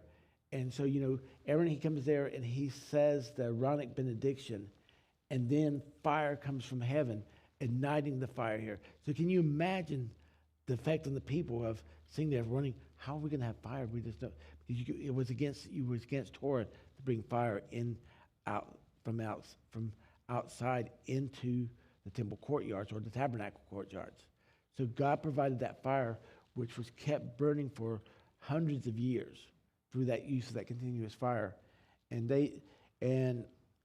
after spending all this time building the tabernacle, seeing it here, and now seeing it come here, and they knew they weren't supposed to be drinking, but people were celebrating. People were probably, hey, the one drink's not going to hurt you, and then one drink turned into 2 drinks, and then they were not in the best here. They should have obeyed God, but can anyone in here say that they've always obeyed God and all His commandments and did not get carried away? They were human beings just like everybody else, but they were in a very, very important task where you could not mess up, and you were held to a higher responsibility. So the thing is that when they went into the Holy of Holies, wasn't supposed to be they went in there with this idea, we're doing something special for God to show Him how much we appreciate Him.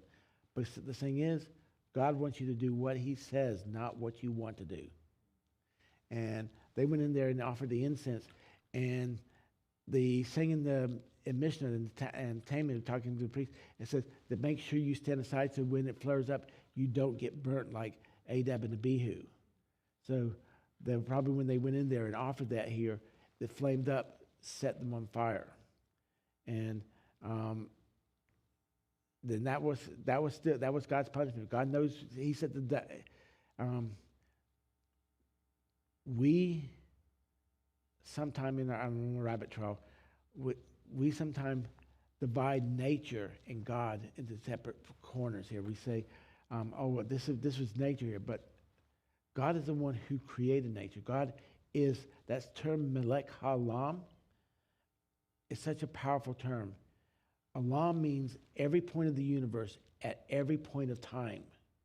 That means Hashem is king over everything in the universe, every single spot of space in the universe at every single point of time, pretty much at conceiving it all at once, at full control.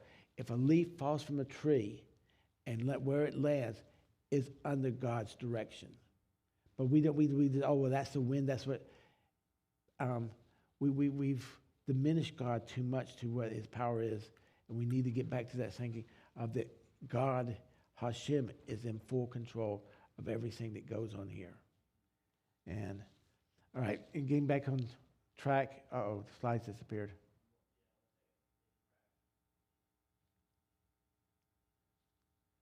Did I bring too many rabbits into the room?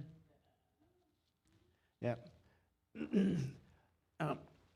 One of the most important things you can have in a Torah study, a person that you need to really have in the Torah study, if you want to have a good Torah study, be able to get through it, and you know what that is? It's the holy rabbit killer. It's the person who kills the rabbit trails and gets you back on track. Yeah, we've had different people who have filled that role for us over the years. One of them was a good friend, Judy Shockley. She performed it for a number of years here till she became a rabbit breeder herself. And I am definitely a rabbit breeder. But rabbit trails also are an important part of Torah, so you can learn a lot from the rabbit trails. The thing is, you don't want them to fully pull you. Oh, I see. You're making slides of those pictures. Okay, yes, thank you. And yeah, that's showing you how difficult this task was. I mean, the high priest had to, for those 6 days, this is what he's doing at night. He's training for this. When he's up in that room of tennis, they're going through teaching him how to do this. And over and over again. And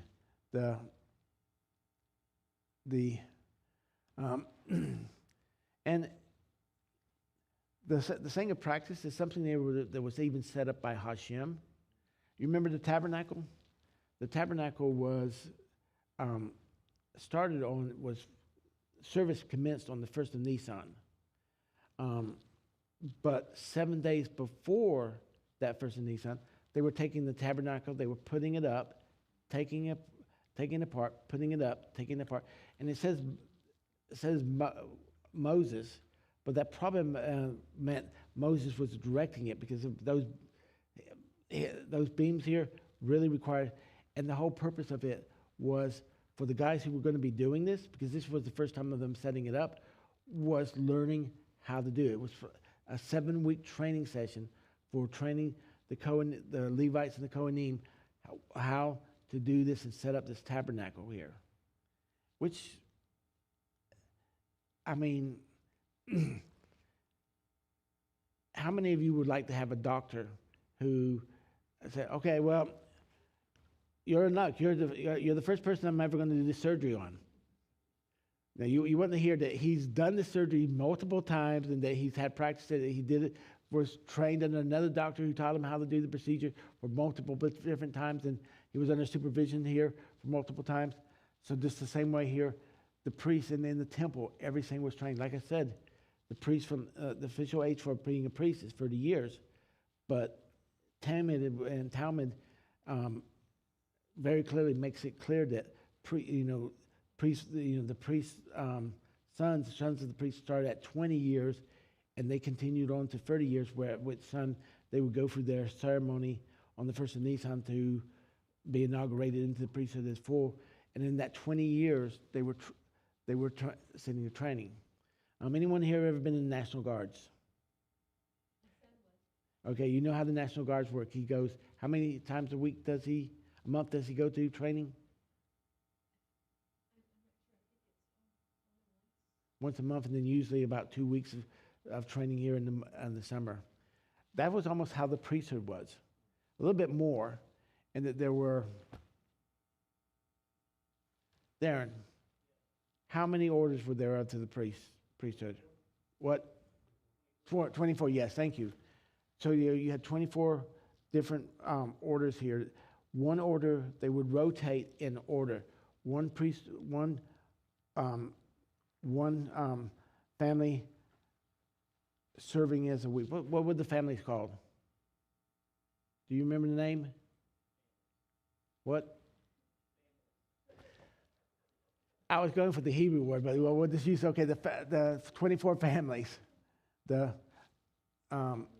And the And the exchange were they would work from Sunday to from Saturday to Saturday. The new priesthood, the new group coming in, would come in at the middle of the day here, and they would share they would have a meal of the showbread with the old priest, the family that had been working the whole previous week.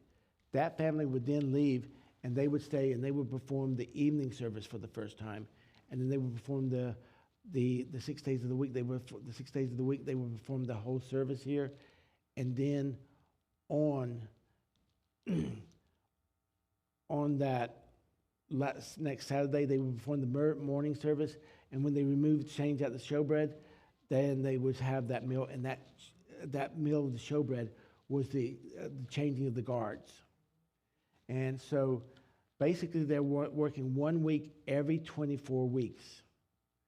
So those young priests from those different families would come at that time here. So it wasn't that much of the training here there. So you're probably at most going to be working at 2 weeks a year. And then all the families were on duty.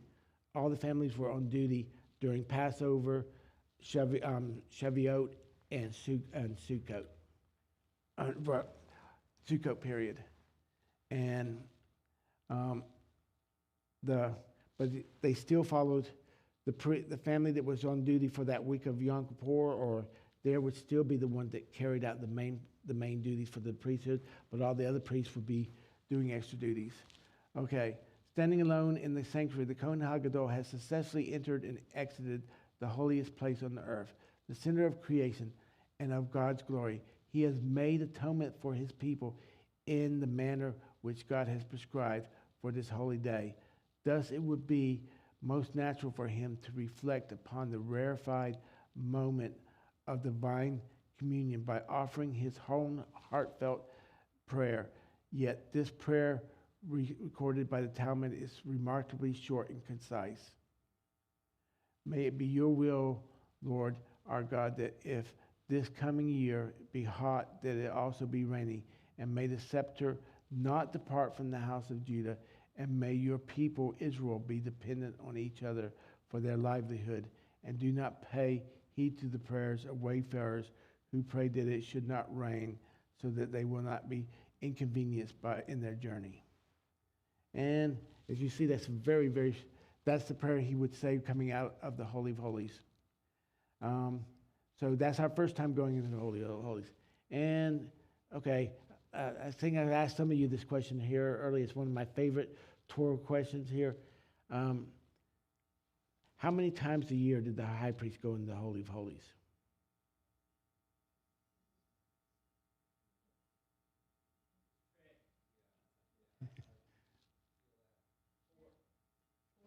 Four times.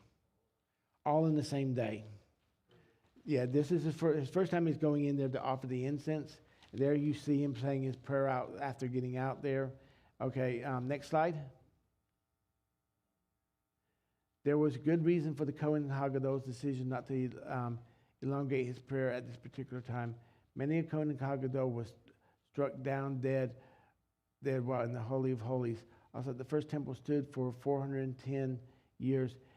In all there was only 12 Kohen HaGadols during the entire period, because they were very rigorous, righteous, and they were blessed with longevity. However, the second temple, which stood for a total 420 years, was presided over by more than 300 Kohen HaGadols.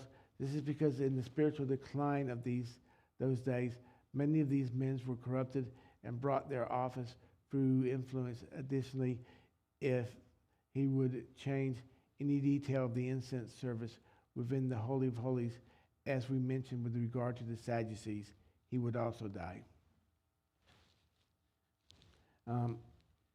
With this in mind, it is understandable that the eyes of all Israel awaited the exit of the Kohen HaGadol with bated breath. Being aware of his people agitation, the Kohen HaGadol did not. First concern was that he should not cause them any unnecessary anxiety, And the longer he stayed within, the more Israel became apprehension grew. Thus the Kohen Hagadol saw fit to forego the opportunity to engage in a long personal prayer and recited the shorter version so as to exit the sanctuary with reasonable speed. In the next stage, I'm going to go back to that slide here. I'm going to go on a rabbit trail. Everyone remembers Zechariah. With Zechariah here, when the angel Gabriel came in, he was going in there and offering the incense, and him leaving when he left out, when he came out of there after offering the incense, that was the cue for the high priest or the high priest or whoever was, or the head of the high priest in charge, the supervisor high priest, to offer the Aaronic benediction.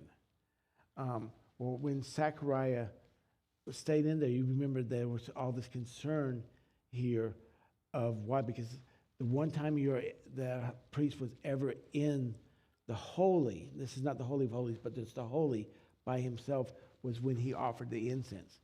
So yes, there were priests here who were struck down in the holy here for not following. And of course, we've already mentioned two, Nadab and Abihu, who Aaron's sons were probably the first of many. So it was very, very important to sit there and follow these. With this in mind, it is understandable that the eyes of all Israel awaited the exit of the Kohen Hagadol with bated breath. Being aware of his people's agitation, the Kohen Hagadol first concern was that he should not cause them any unnecessary anxiety. And the longer he stayed within, the more Israel's apprehension grew. Thus the Kohen Hagadol saw fit to forego the opportunity to engage in long personal prayer and recited the shorter version so as he exited the sanctuary with reasonable speed. In the next stage of Yom Kippur service, after the Kohen Hagadol concluded the incense service, uttered his prayer, and exits the sanctuary, he returns to the priest who is waiting for him outside the entrance.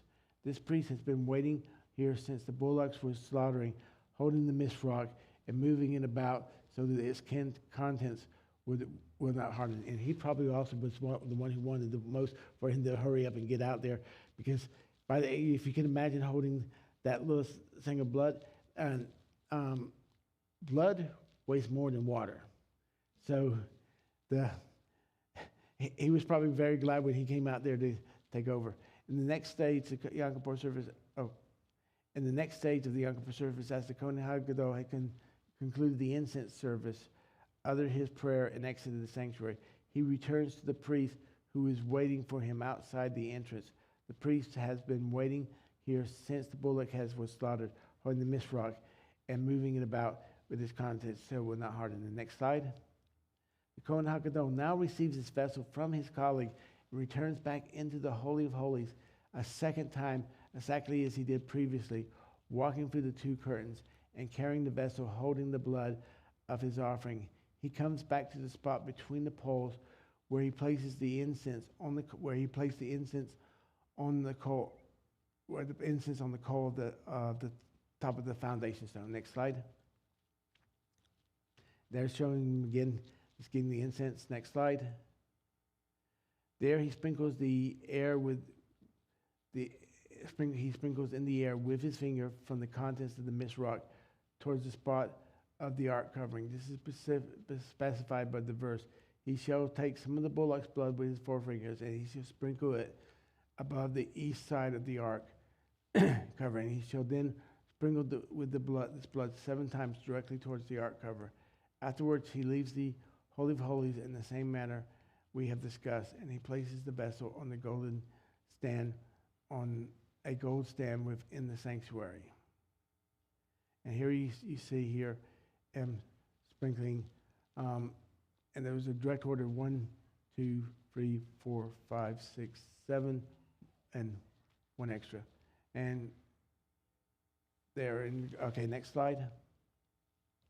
The verse refers to the small drops flowing from the tip of the finger as in the incense service when the ark was not present. The Kohen Haggadah sprinkled in the direction of the place of the ark. He sprinkled with an upward motion once. Okay, once. All right. Followed by 7 down afterwards. Okay, so it was once and then the 7 down. Afterwards, he leaves the Holy of Holies in the same manner we have discussed above and places the vessel on the golden stand within the sanctuary. And, okay, the blood he's put here, this was the blood that he did the confession for his family and for his family and the priesthood. And when he's offering this, keep in mind that there's the whole roof here that is filled with that cloud of that incense. So he's doing this under this cloud of incense covering.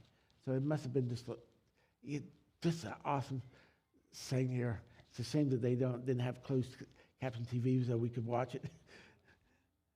I don't think Hashem would allow that though for Yom Kippur. Okay, and there again, just showing them throwing the drops of blood.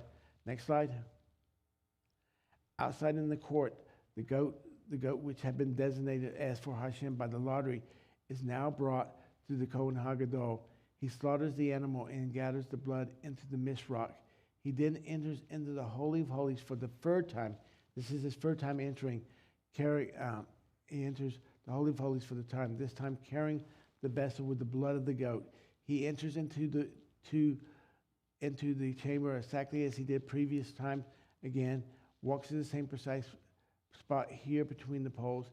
He sprinkles from the blood as before, the next placing the vessel on the second gold stand pre-position within the sanctuary. Next slide.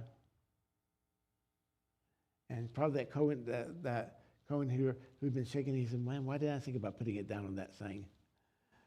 Now the Kohen Haggadah does not leave the sanctuary, but takes up the first mishroch containing the blood of the bullock from the first stand, where he had originally placed it, facing the curtains that separates between the holy, where he now stands, and the Holy of Holies. He stands opposite the same spot he has entered onto 3 times between the poles of the ark. All right, next slide. This time he dashes from the blood of the bullock outside the curtain, but towards the same spot in the same manner we described next. He places this mishroch down on the stand, once again takes up the second vessel containing the blood of the sacrificial goat, and sprinkles his action against the curtain. So these times now he's sprinkling against the curtain. Okay, and you see here, he's still outside, so he's redoing again with the bull's blood and the curtain, but he's not entering in the Holy of Holies this time. He's sanctifying the curtain in the Holy of Holies, the Holy. All right, next slide. Finally, while still in the sanctuary, the Kohen Haggadah mixes the contents of both vessels together. He pours the mishroch containing the bullock's blood into the goat. Then he pours from this full vessel back into the empty one of the bullock so that it will blend completely together. All this is on account of the verse, he shall then go outside to the altar that is before God and make atonement on it. He shall take some of the bullock's blood and some of the goat's blood and place the mixture on the horns of the altar all around. We shall now look at the portion of the service referred to by this verse. All right, next slide. And here he is mixing the two together. The next slide. The Kohen Haggadah has completed sprinkling inside the Holy of Holies within the sanctuary. The Bible instructs us that he now sprinkles on the corners of the altar that is before God from this mixture both vessels. This expression refers only to the golden incense altar within the sanctuary because of its proximity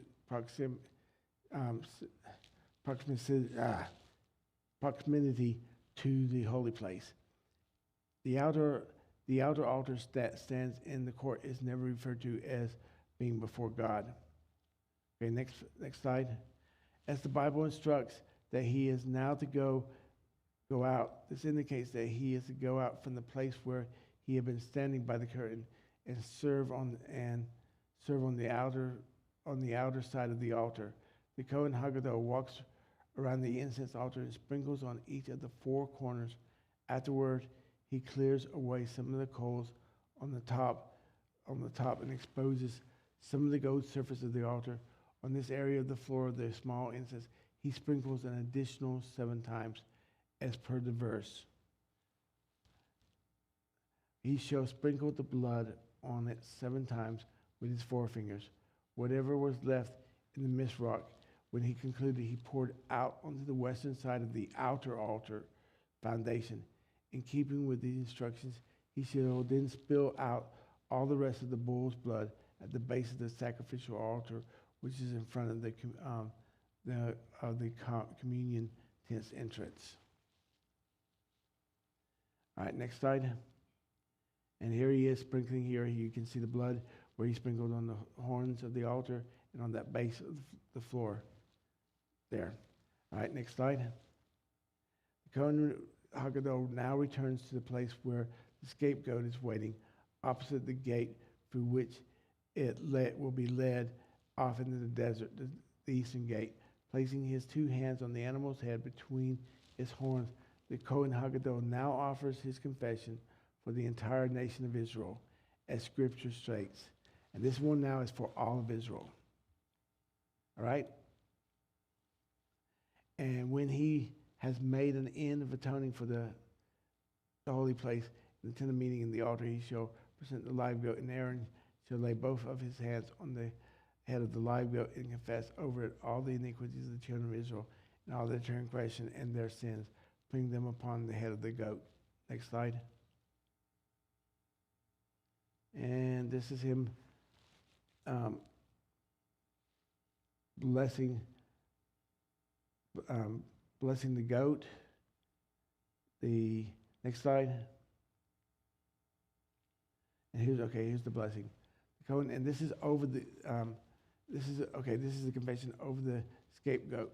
I beseech you, O Lord, grant atonement for the sins and for the iniquities and transgressions which the entire house of Israel has committed against you, as it is written in the Torah of your servant Moses. For on this day atonement shall be made to purify you from all your sins. Before the Lord you shall be purified. And let's see, we'll go back to the other previous. Okay, one. Look where I'm trying to. I see Lord twice. Where am I missing it? One.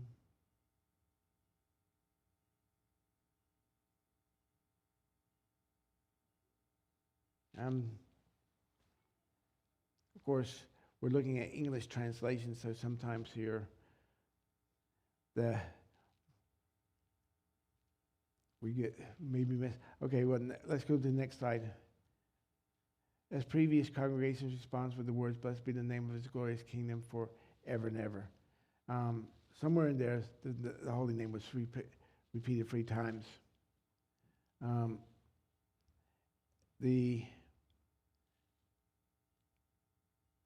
And here again, you see the people prostrating themselves here. This is for on the scapegoat. There's now, and it's interesting here. Back there, I didn't.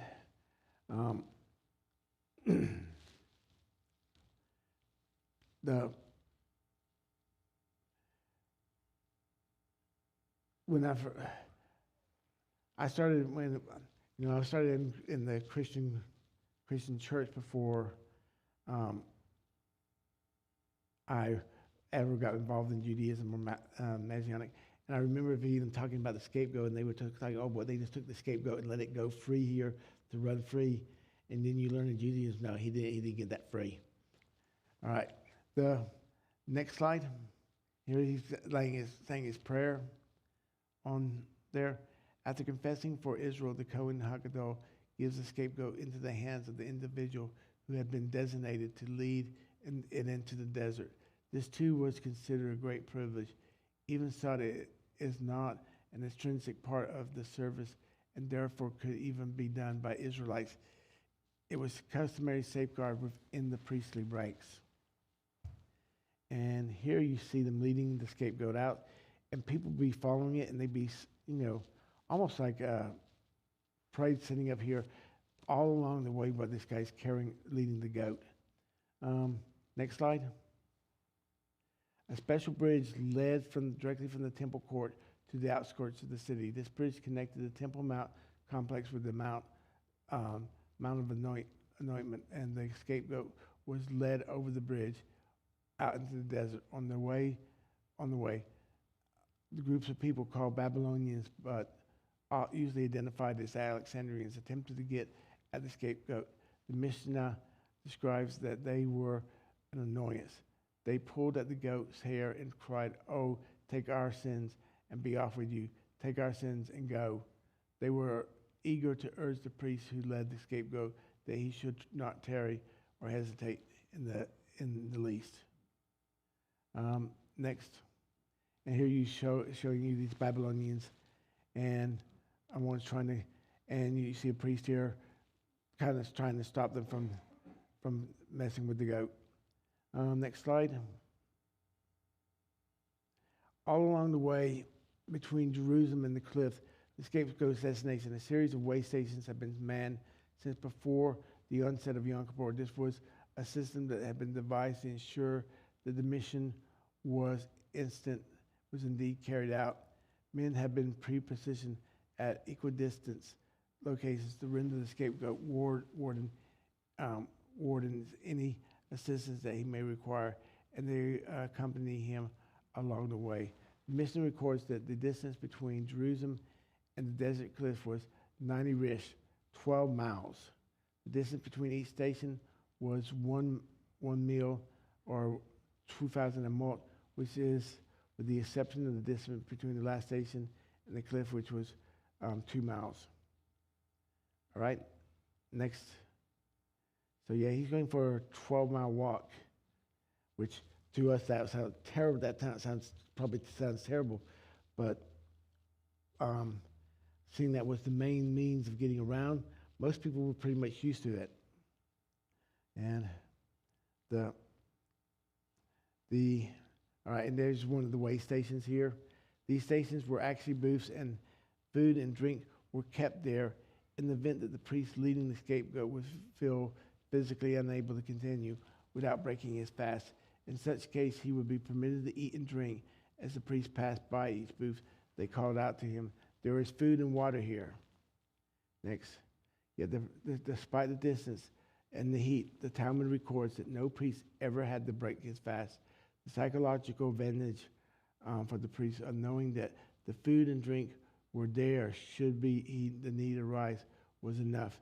Distinguished citizens of Jerusalem accompanied the priest until the first booth. Afterwards, men from each booth could accompany him as far as the next station.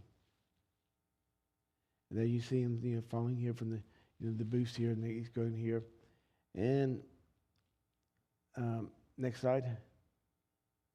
However, the men of the last station could not accompany him all the way to the cliff, since it was a greater distance, and one is not permitted to walk more than 2,000 amot in any directions on the Sabbath or holidays. Therefore, they stood and watched from their position to make certain that the scapegoat was sent off in the prescribed manner. And again, the little booths with stations of booths, they served another purpose here. Darren, do you know the term I'm talking about? Adult? No. It's where you, a roof, where you set up here. It allowed you to go to a farther distance by setting up. If you set up food and drink in a place here, it allows you to be able to travel that greater distance in the 2,000 cubics you're supposed to travel on the Sabbath. And that's why most Jewish communities are actually set up around their synagogues, because a traditional synagogue or our Orthodox wouldn't be driving to the synagogue, they'd be walking to the synagogue. And so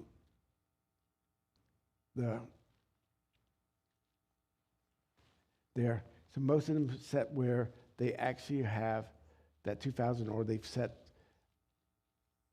ways here.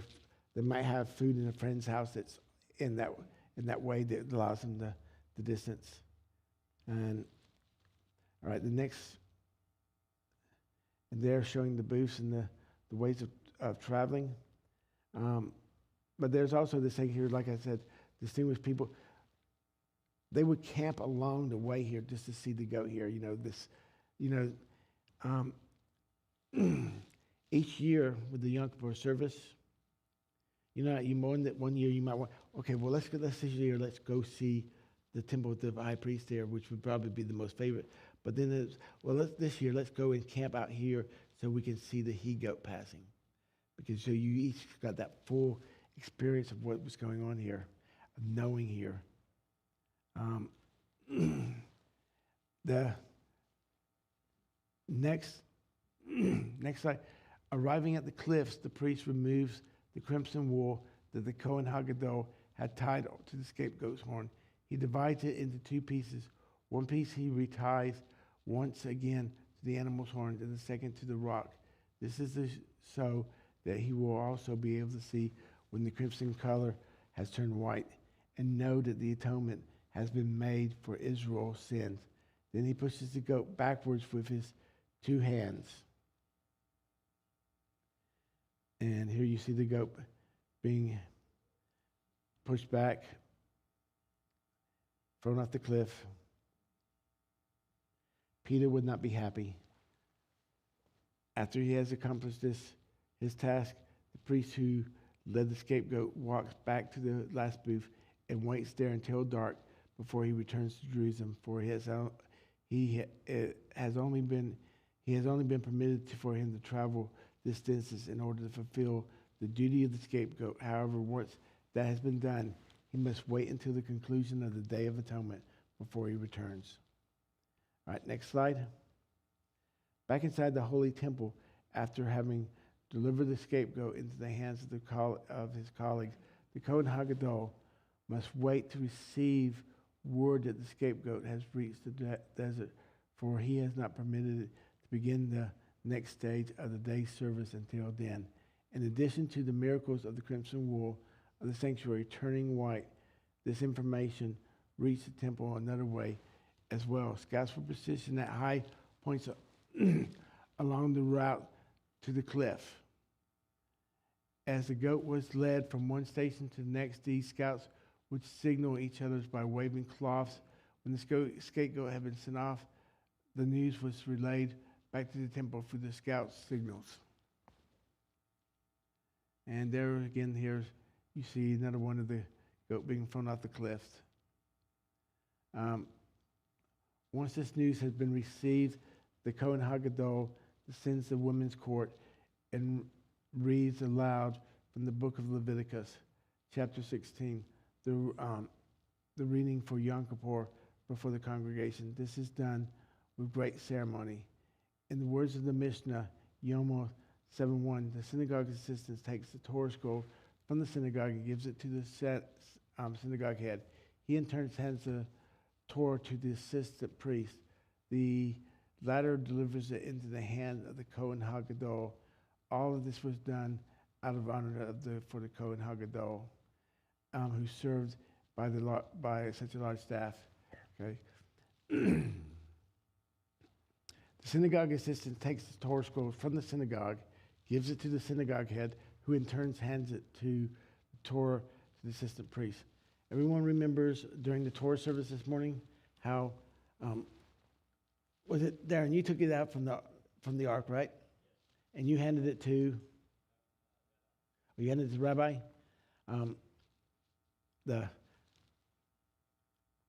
And of course, in some synagogues, you may have it actually handed from one to, and then rabbi hands it to the person who's going to escort it. Yeah, that's okay. There's your free. So Darren hands it to rabbi.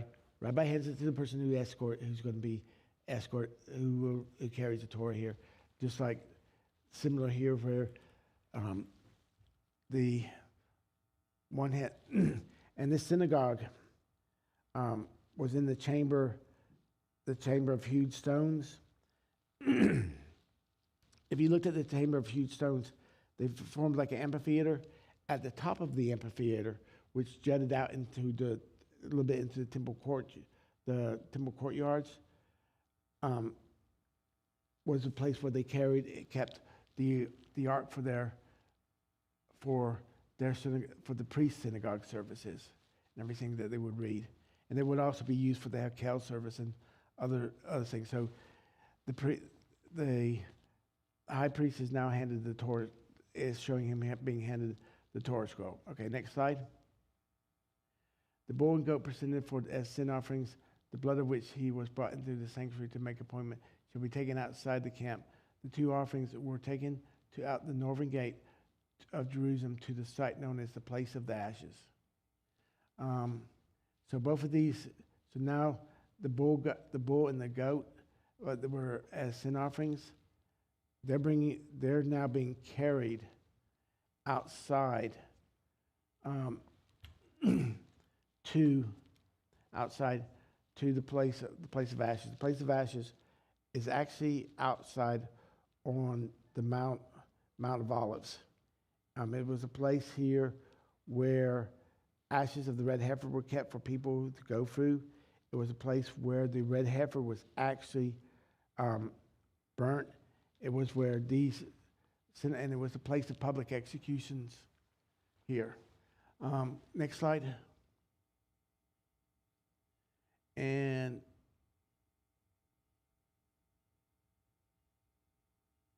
there it's showing them getting ready to burn them here. But then again here, that's not exactly correct because it's not showing the bridge. The next slide. At the conclusion of the service, the Kohen Haggadah gives the two sets of white vestments he has worn for the morning and afternoon service over to his assistant, who disposes of them in the chamber of Pinchas, a storeroom with priestly garments. Looks like we skipped some things. All right. Okay, there's them having the two white garments. Okay, next slide. At the conclusion of this awesome day, after all the service was completed and the day had waned, the Kohen Haggadah was accompanied by the entire multitude of worshipers back to his home. All right, let's go back a few more slides because we've missed some major sections here. Once the news that had been received, the Kohen Haggadah descends to the women's court and reads aloud from the book of Leviticus. Yes, here we go. Chapter 16, the reading from the Yom Kippur before congregation. This is done with great ceremony. And the words of the Mishnah, Yama 7:1, the synagogue assistant takes the Torah scroll from the synagogue and gives it to the synagogue head. He in turn heads the Torah to the assistant. The latter delivers it into the hands of the Kohen Haggadah. All this was done out of honor for the Kohen Haggadah, who is served by such a large staff. Now, when the priest is reading from this here, he's gone through the mikveh for the third time of the day, and switched back into his golden garments of the 8 piece to read here. Then, after he goes, this is what I'm seeing kind of missing. It's almost like there's some slides missing here.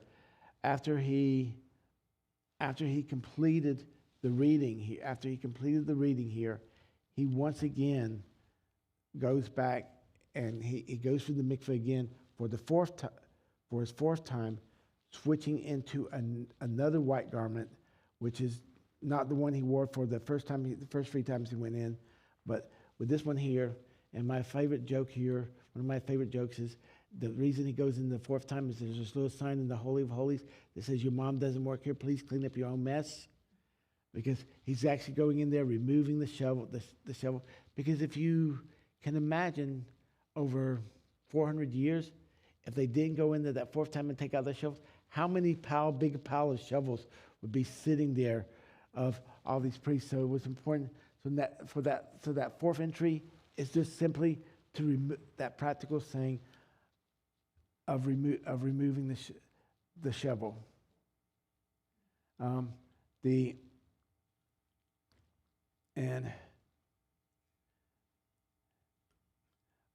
once had an interesting discussion when we were talking about some of these things here, with this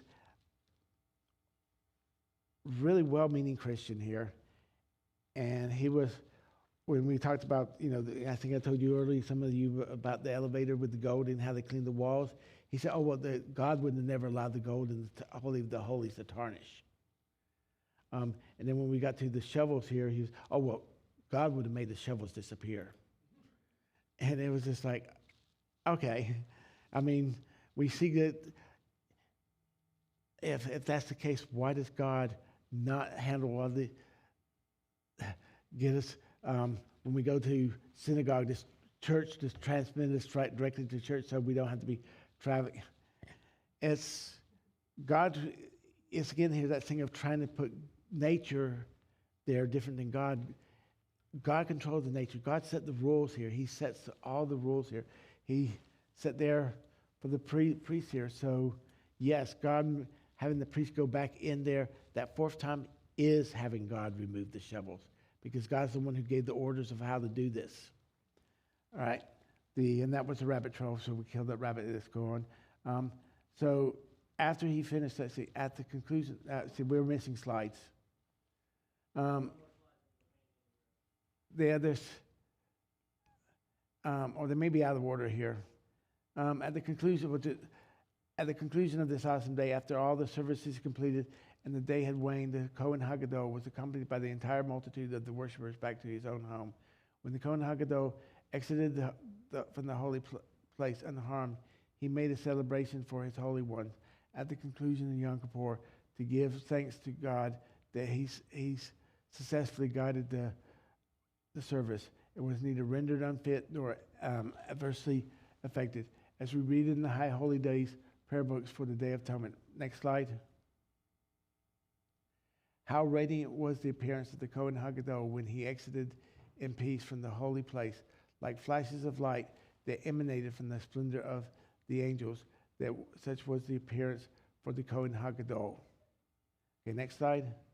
And there it's showing him leading. Yes, there's definitely some slides missing. To give a quick run of the slides missing, there should have been slides of him reading in the courtyard, in which he read in the women's courtyard. After he finished reading in the women's courtyard, he went back into the temple courtyard, went through the mikveh again above the parva chamber, switched into white garments. These white garments were of lesser holiness here, and one was I think one was referred to as Persian, one is Egyptian. Without the slides, I'm not really sure here which one which, but the one that he goes in 3 times was the more expensive garment. The one here where he cleans up is a little bit less expensive. Both of them were paid by him, and those were the 2 white garments he was showing, putting into there. And then after he removed everything after he removed the shovel and cleaned up from the holy, he would then go back through the mikveh again, go back into the golden garments, and he would complete the evening services, the tamed lamb, catching the blood of the tamed lamb, tossing the tamed blood, and doing the golden incense there, and then doing trimming the mikveh. Those are the slides that have been kind of missed. Is that the clothing things there for the priest? And once that was done, once the tamed morning service was done here in the evening, and the incense had been offered here, then he switched back to his regular garments. So that gives you the 5 times here with the mikveh. First time into his golden garments, then the second time in the white garments where he goes into the Holy of Holies 3 times. Then the third mikveh here into the golden garments where he reads the Torah to the people in the women's court. Then the switch back to the women's, back to the white, the new other second set of white garments, where he goes into the Holy of Holies, and then the fifth time going into the golden garments to finish up the temple service here for the Tamid lamb and the incense and the menorah. And then at the conclusion there, he goes back into his street clothes, where he walks here. And next slide. Just before setting of the sun, the Levites' gatekeepers pushed shut the gates of the sanctuary and the courtyard. And they're closing the gates. And whoever says, I will sin and then will repent afterwards, is denied the opportunity to repent. And one who says, I will sin and Yom Kippur will grant me atonement. For such an individual, Yom Kippur does not atone. The Day of Atonement only functions to grant atonement for sins committed between man and God. But for sins committed between man and his fellow, even Yom Kippur cannot atone until the wrong man has been asked forgiveness and appeased. There again, the picture of the gates being closed. And next slide. Rabbi Akiva taught, happy is your lot, Israel, for before whom do you purify yourself, and who purifies you? Your Father in heaven, as the verses state, I will sprinkle on you pure water, and you shall be cleansed. From Yoma 8:9. And then if you look, this is a picture from the Arch Seder, Yom Kippur Seder, which is actually this Yom Kippur Seder. Michael, hold it. Can you hold that up? It's actually thicker than the weekly Seder. This is for one day. This is for this day here. It's a Maxor for this day. And this just gives the chronological there in front of the picture there of what we just went through here today, talking here. Okay, next slide. Okay, that's what I say. All right, any questions? Yes? Okay.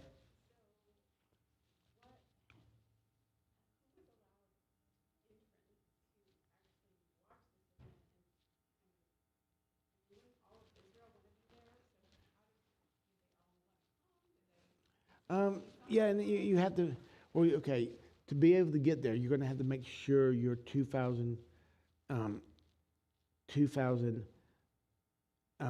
cubics away. You can't, that's how far you can walk on the Yom Tov. And for most people here, keep in mind, all right, the free pilgrimage festivals are Passover, Shavuot, and Sukkot.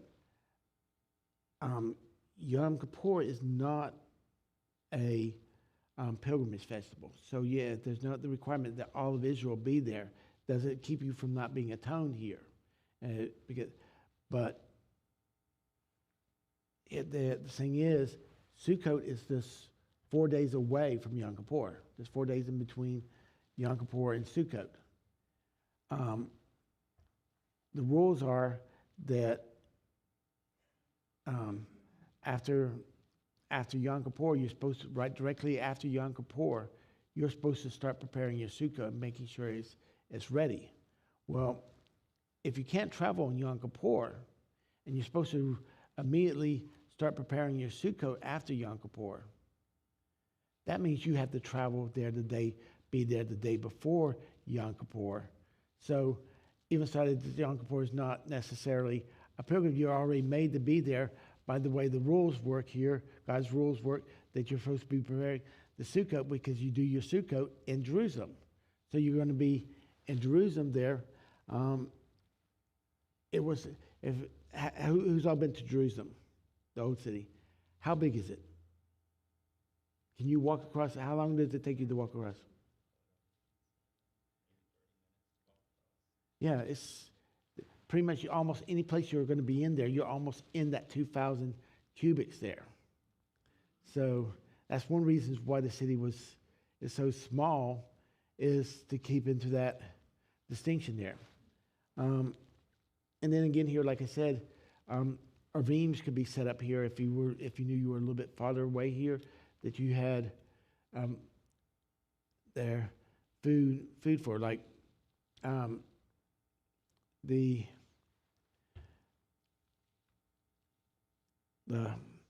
and so yeah, usually the courtyard was filled with people from Jerusalem and from people who had traveled in there from Sukkot to see it.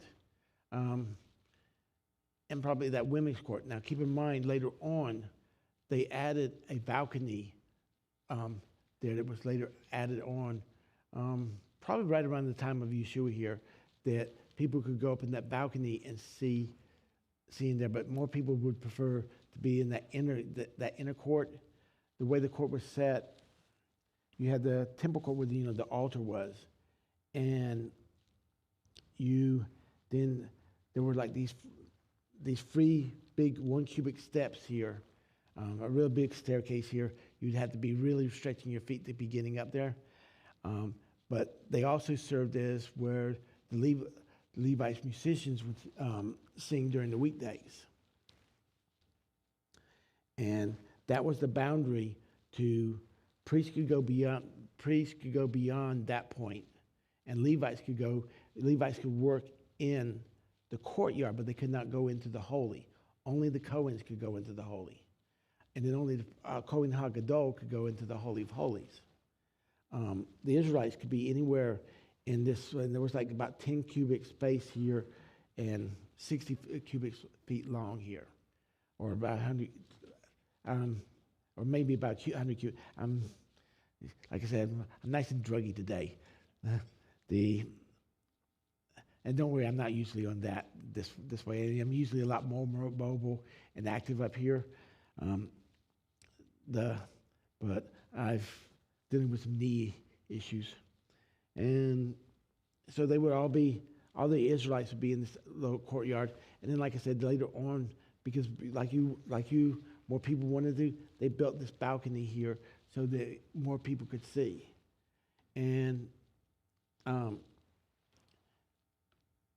they pretty much controlled the number of people who were going in there, because there was a priest who would stand out there, and they knew how many people they could hold, and they would count how many they were there, and they would kind of say, no, we got here. And then as people left out, when they would count as 50 people left out, they would let another 50 in. So they kept control of it there, and because the space wasn't that big, that wasn't there. So that was also probably another reason why you had so many people who would camp alone, because it was easier probably to camp to see the he-goat here. 2, you could be in the Gentile court. That first time the priest goes up there, he does it on the water gate. That's in full view of all of the Gentile court. So they could see him go through that mikveh for the first time. And all those were things here because you know that they knew what was going on in that day, and they were there. And yeah, the thing was that definitely you wanted to see it here. But it might, each year you might, it's kind of like going to a movie, that's going to be packed out here, and you're standing in line, and you're hoping you're in line enough there to get it that time. Okay, and your second question?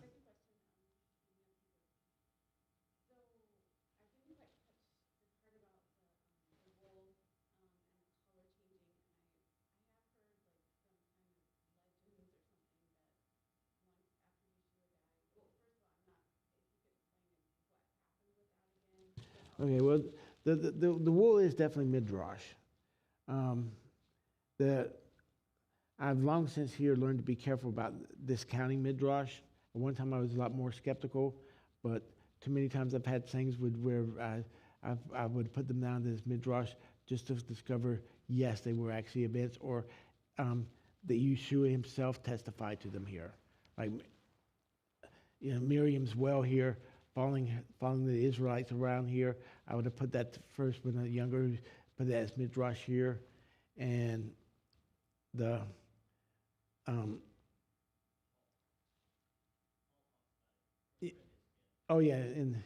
Paul, it's basically mentioned in Scripture, actually in Scripture, which kind of, in the New Testament, which makes it, to me now, no longer Midrash. Or not Midrash, but definitely something here that occurred. Okay, there is a saying in Midrash that as the Israelites traveled, Miriam's well followed them around. The thing, the rock that produced the water. Yeah, the rock that produced the water. And Paul sit there and actually Paul confirms that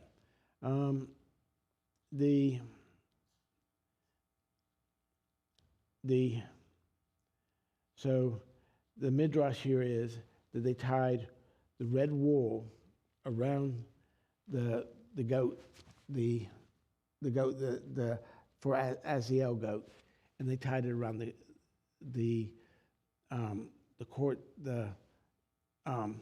one of the gate posts here in the temple. And then when the goat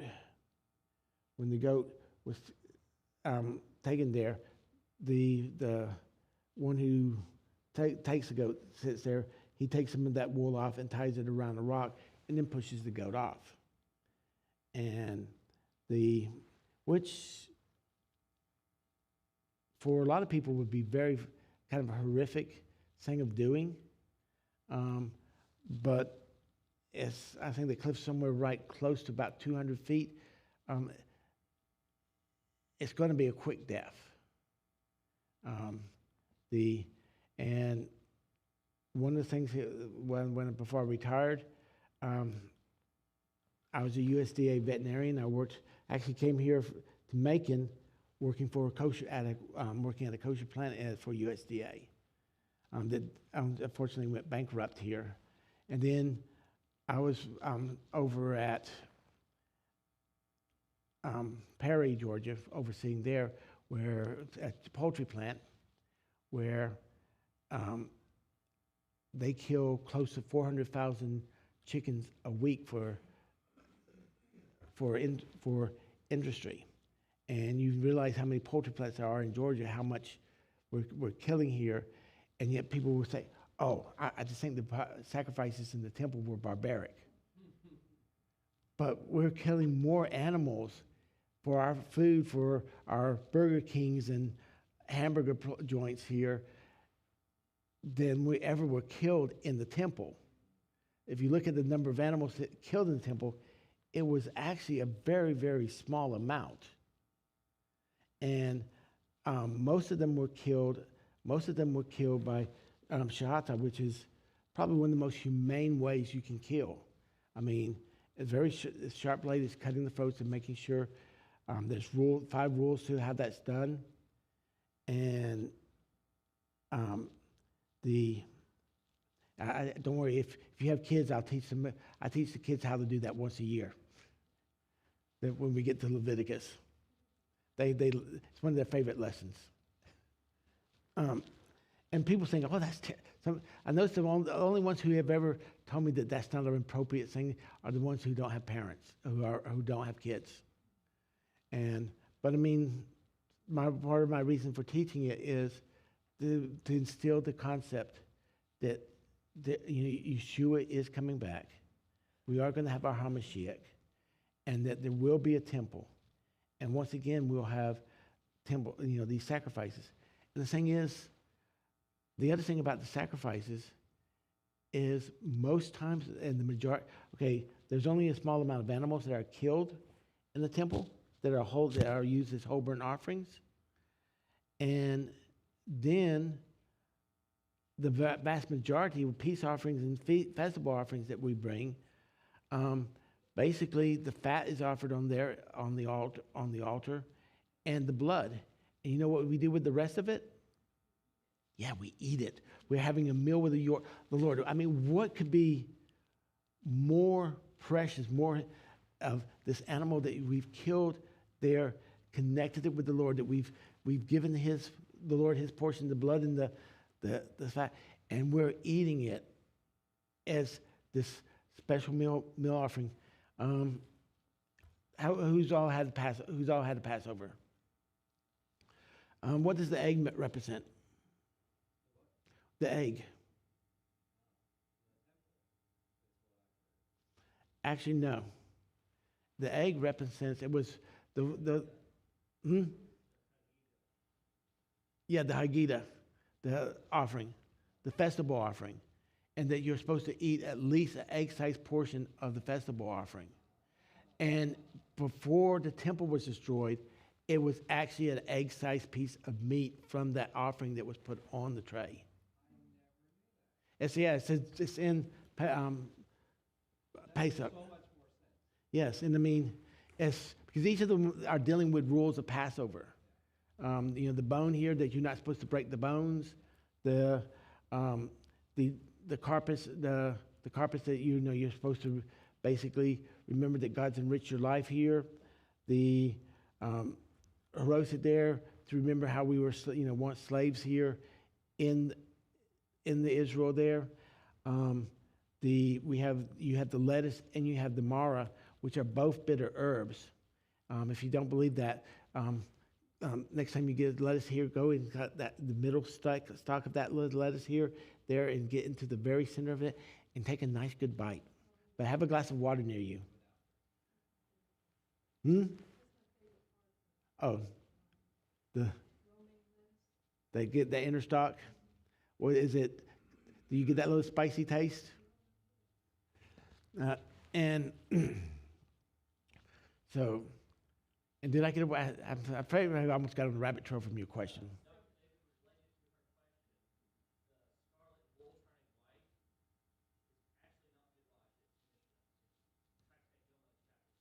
Yeah. And okay.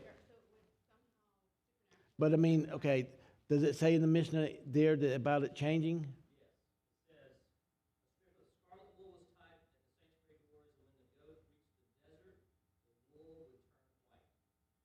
Okay.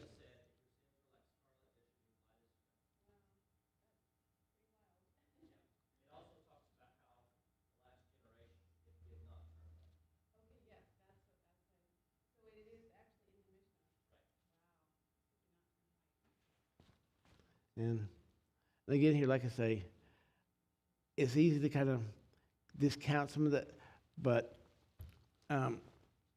we were having Torah study one time, and one of the people asked, we just read about Moses being born perfect, and the commentary there, and the Hamash was saying that meant he was born circumcised. And I just kind of put, well, that's probably this. And they said, well, will you check on that? So I went and checked. And there actually is a genetic condition. It's a recessive gene. It's a recessive gene that if you receive both recessive genes, you will be born without a foreskin. And guess which group of people are the biggest ones that have the biggest quantity of that gene in them? The Jewish people. And then when you actually look here at the ones that it says there's several ones here who are said who were born without the foreskin. When you actually start looking at it, they make the perfect Mendel squares. If you know who knows what Mendel squares are. Okay, so there's a genetic tool here where you look here. If you take two parents, one parent with the, if you look at the parent with one with two parents who have well, one's going to be a woman, so she's not going to have a foreskin. But if she had the dominant gene and the recessive gene, and you had a man who had the dominant gene and the recessive gene, then 1/4 of their children, male children, will be born circumcised. And if one, so in fact, one of the prime ministers of Israel was born circumcised. or deputy ministers. So it still occurs. There's still ones here, but a child who is born without the foreskin still requires to go through the circumcision ceremony, where what is that called, Darren? With the drop of blood. It's where they actually draw just a drop of blood, but usually children who are born there are kind of considered very special. But it does happen. It is a rule. So yes, the fact that of Moses being born circumcised is a very distinct possibility, and very likely is correct. And the so any other questions? Everyone knows what the 5 rules for the rules for Yom Kippur. What you have to refrain from: no bathing, no wearing leather shoes, no eating, no drinking, no marital relationships. And in fact, the rule for no marital relationships, Yom Kippur is the only one that has that associated. No, I'm wrong. Tis B'Av. But yeah, it's not Yom Tov. Right? Okay. All right. Everyone knows that the temple had an elevator? Raise your hand if you knew the temple had an elevator. Did you know the temple? All right. So why would you think the temple would have an elevator? It's the first in the recorded building known to have an elevator. They found out this today. Yeah, for cleaning the walls. It was like, only the high priest can go in the Holy of Holies. But the Holy of Holies is, the walls are gold. They're gold plated. The walls are gold plated. Gold tarnishes. And it's going to, so how do they clean it if you can't go in there? Well, they built this elevator here at the top here that was closed in on 3 sides, and then it would go down along the walls, and it's just like a window washer, and they can move it around in different locations, and they would go down and just be cleaning the walls. And then that too had, at the bottom it had a trap door, like if the high priest went in there and said, hey, I saw a broken stone that needs to be fixed, then in fact that's one of the things when that 4th time he goes in there, he would look in there. And now you have a good question to ask your friends. You can go in there and ask your friends here, how many times a year does the high priest go into the Holy of Holies? And most of them will, you know what most of them will say, that one time. And then, of course, you can switch it around, and you can say, when they say, if they say, no, it's 4 times, and you get them to agree to 4 times, then you say, how many days a year does the high priest go into the Holy of Holies? Well, then that's just one. And so any other questions or Torah subjects we want to, and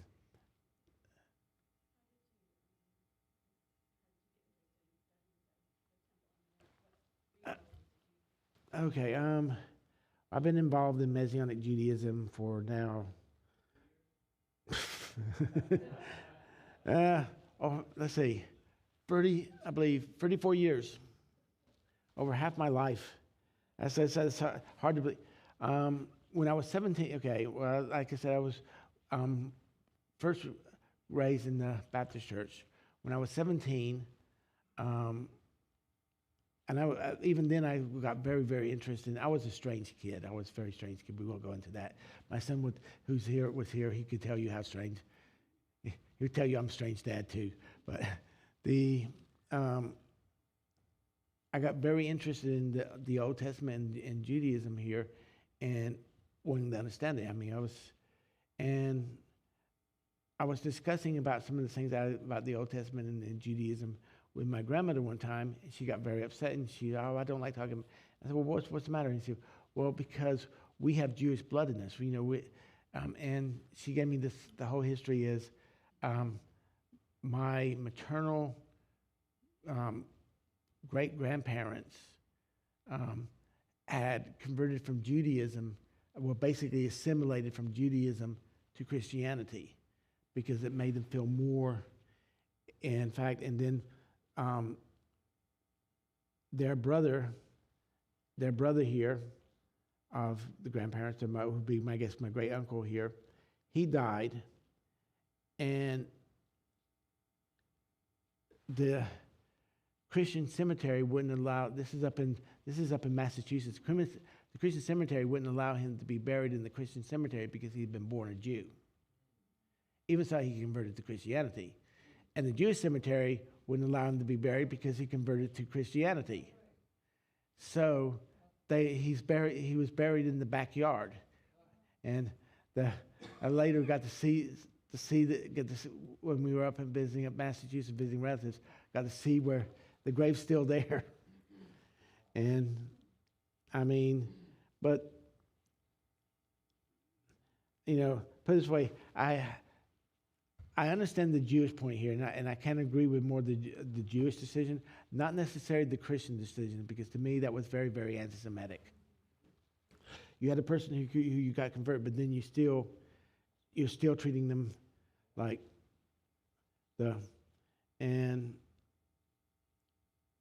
but from the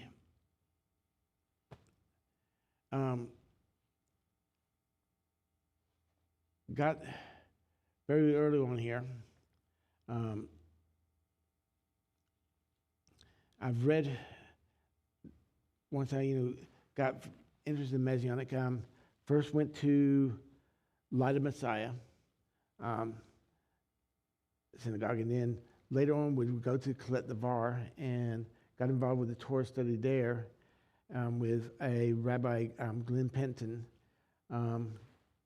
who was born Jewish, very, very intelligent man, could speak 7 languages, had a PhD and master's degree in theology and in psychology, and taught at one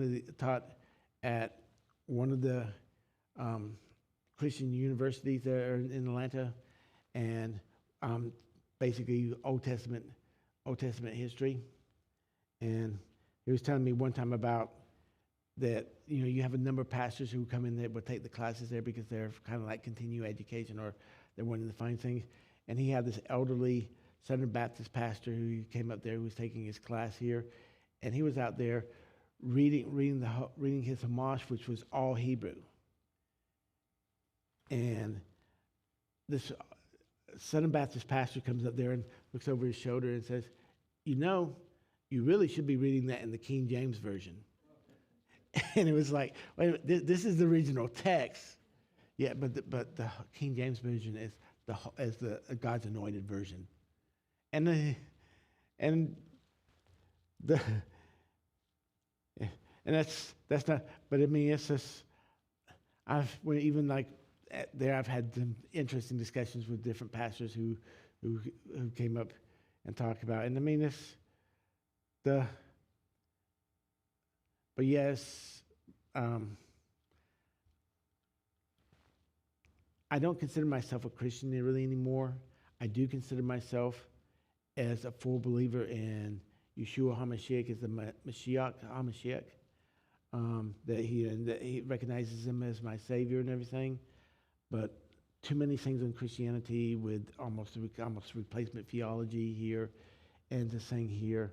I don't have a problem with it in Christianity, and I believe that Christians who believe in Yeshua and are calling on the name will be saved and everything here, because because most of them here, it's this thing of ignorance. It's this acting from ignorance. And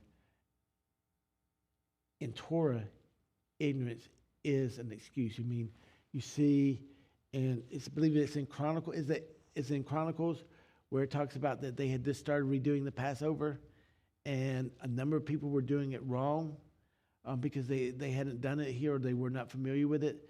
But God accepted it too as the because He looked at not what the result of how they did it, but what their heart was, what that they were wanting to try to do right. And that's the same. If I could, me driving here today violated Yom Kippur. If I could be here and not have to do that, I would do it. And God knows that heart. I mean, I'm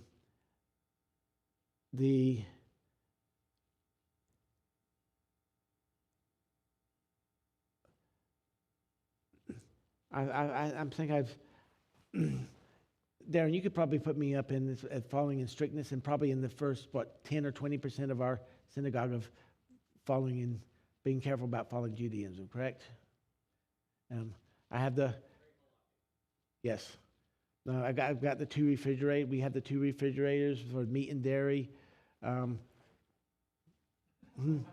What? No, we got rid of that one. Trafe is unkosher.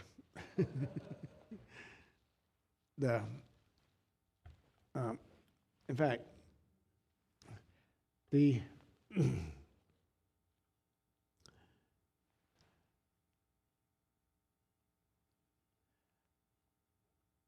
most, everyone. Okay, well, seeing we're not supposed to eat today, we'll talk about eating. Kosher, kosher food. Everyone understands how you keep kosher. What about eggs? How do you know? Like egg bass. Why are they considered kosher?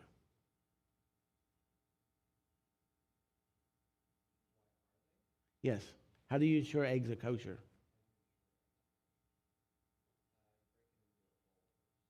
No. You have to make sure that they're not the eggs you take, the mother cannot be slaughtered on the same days that the eggs are taken. For there, egg best there, make sure they make actually sure that eggs that are collected are from houses that are not set for slaughter. So they go to the extra step because actually the common practice here for a lot of your egg plants here is when they collect eggs, once the eggs counts have gone down for a certain amount from that house here, on that day they'll then take those birds directly to slaughter. So if you were getting any eggs from one of those houses, those eggs would not be kosher. Where most times eggs, which that's probably going to be a very rare event. But it is, bread. Bread cannot be harvested. Bread has to be from grains that were harvested after Yom Kippur, not before Yom Kippur. Let's go back there. Let's take that back here. From grains harvested after Passover, not before Passover. I got Yom Kippur on the brain because it's day of Yom Kippur.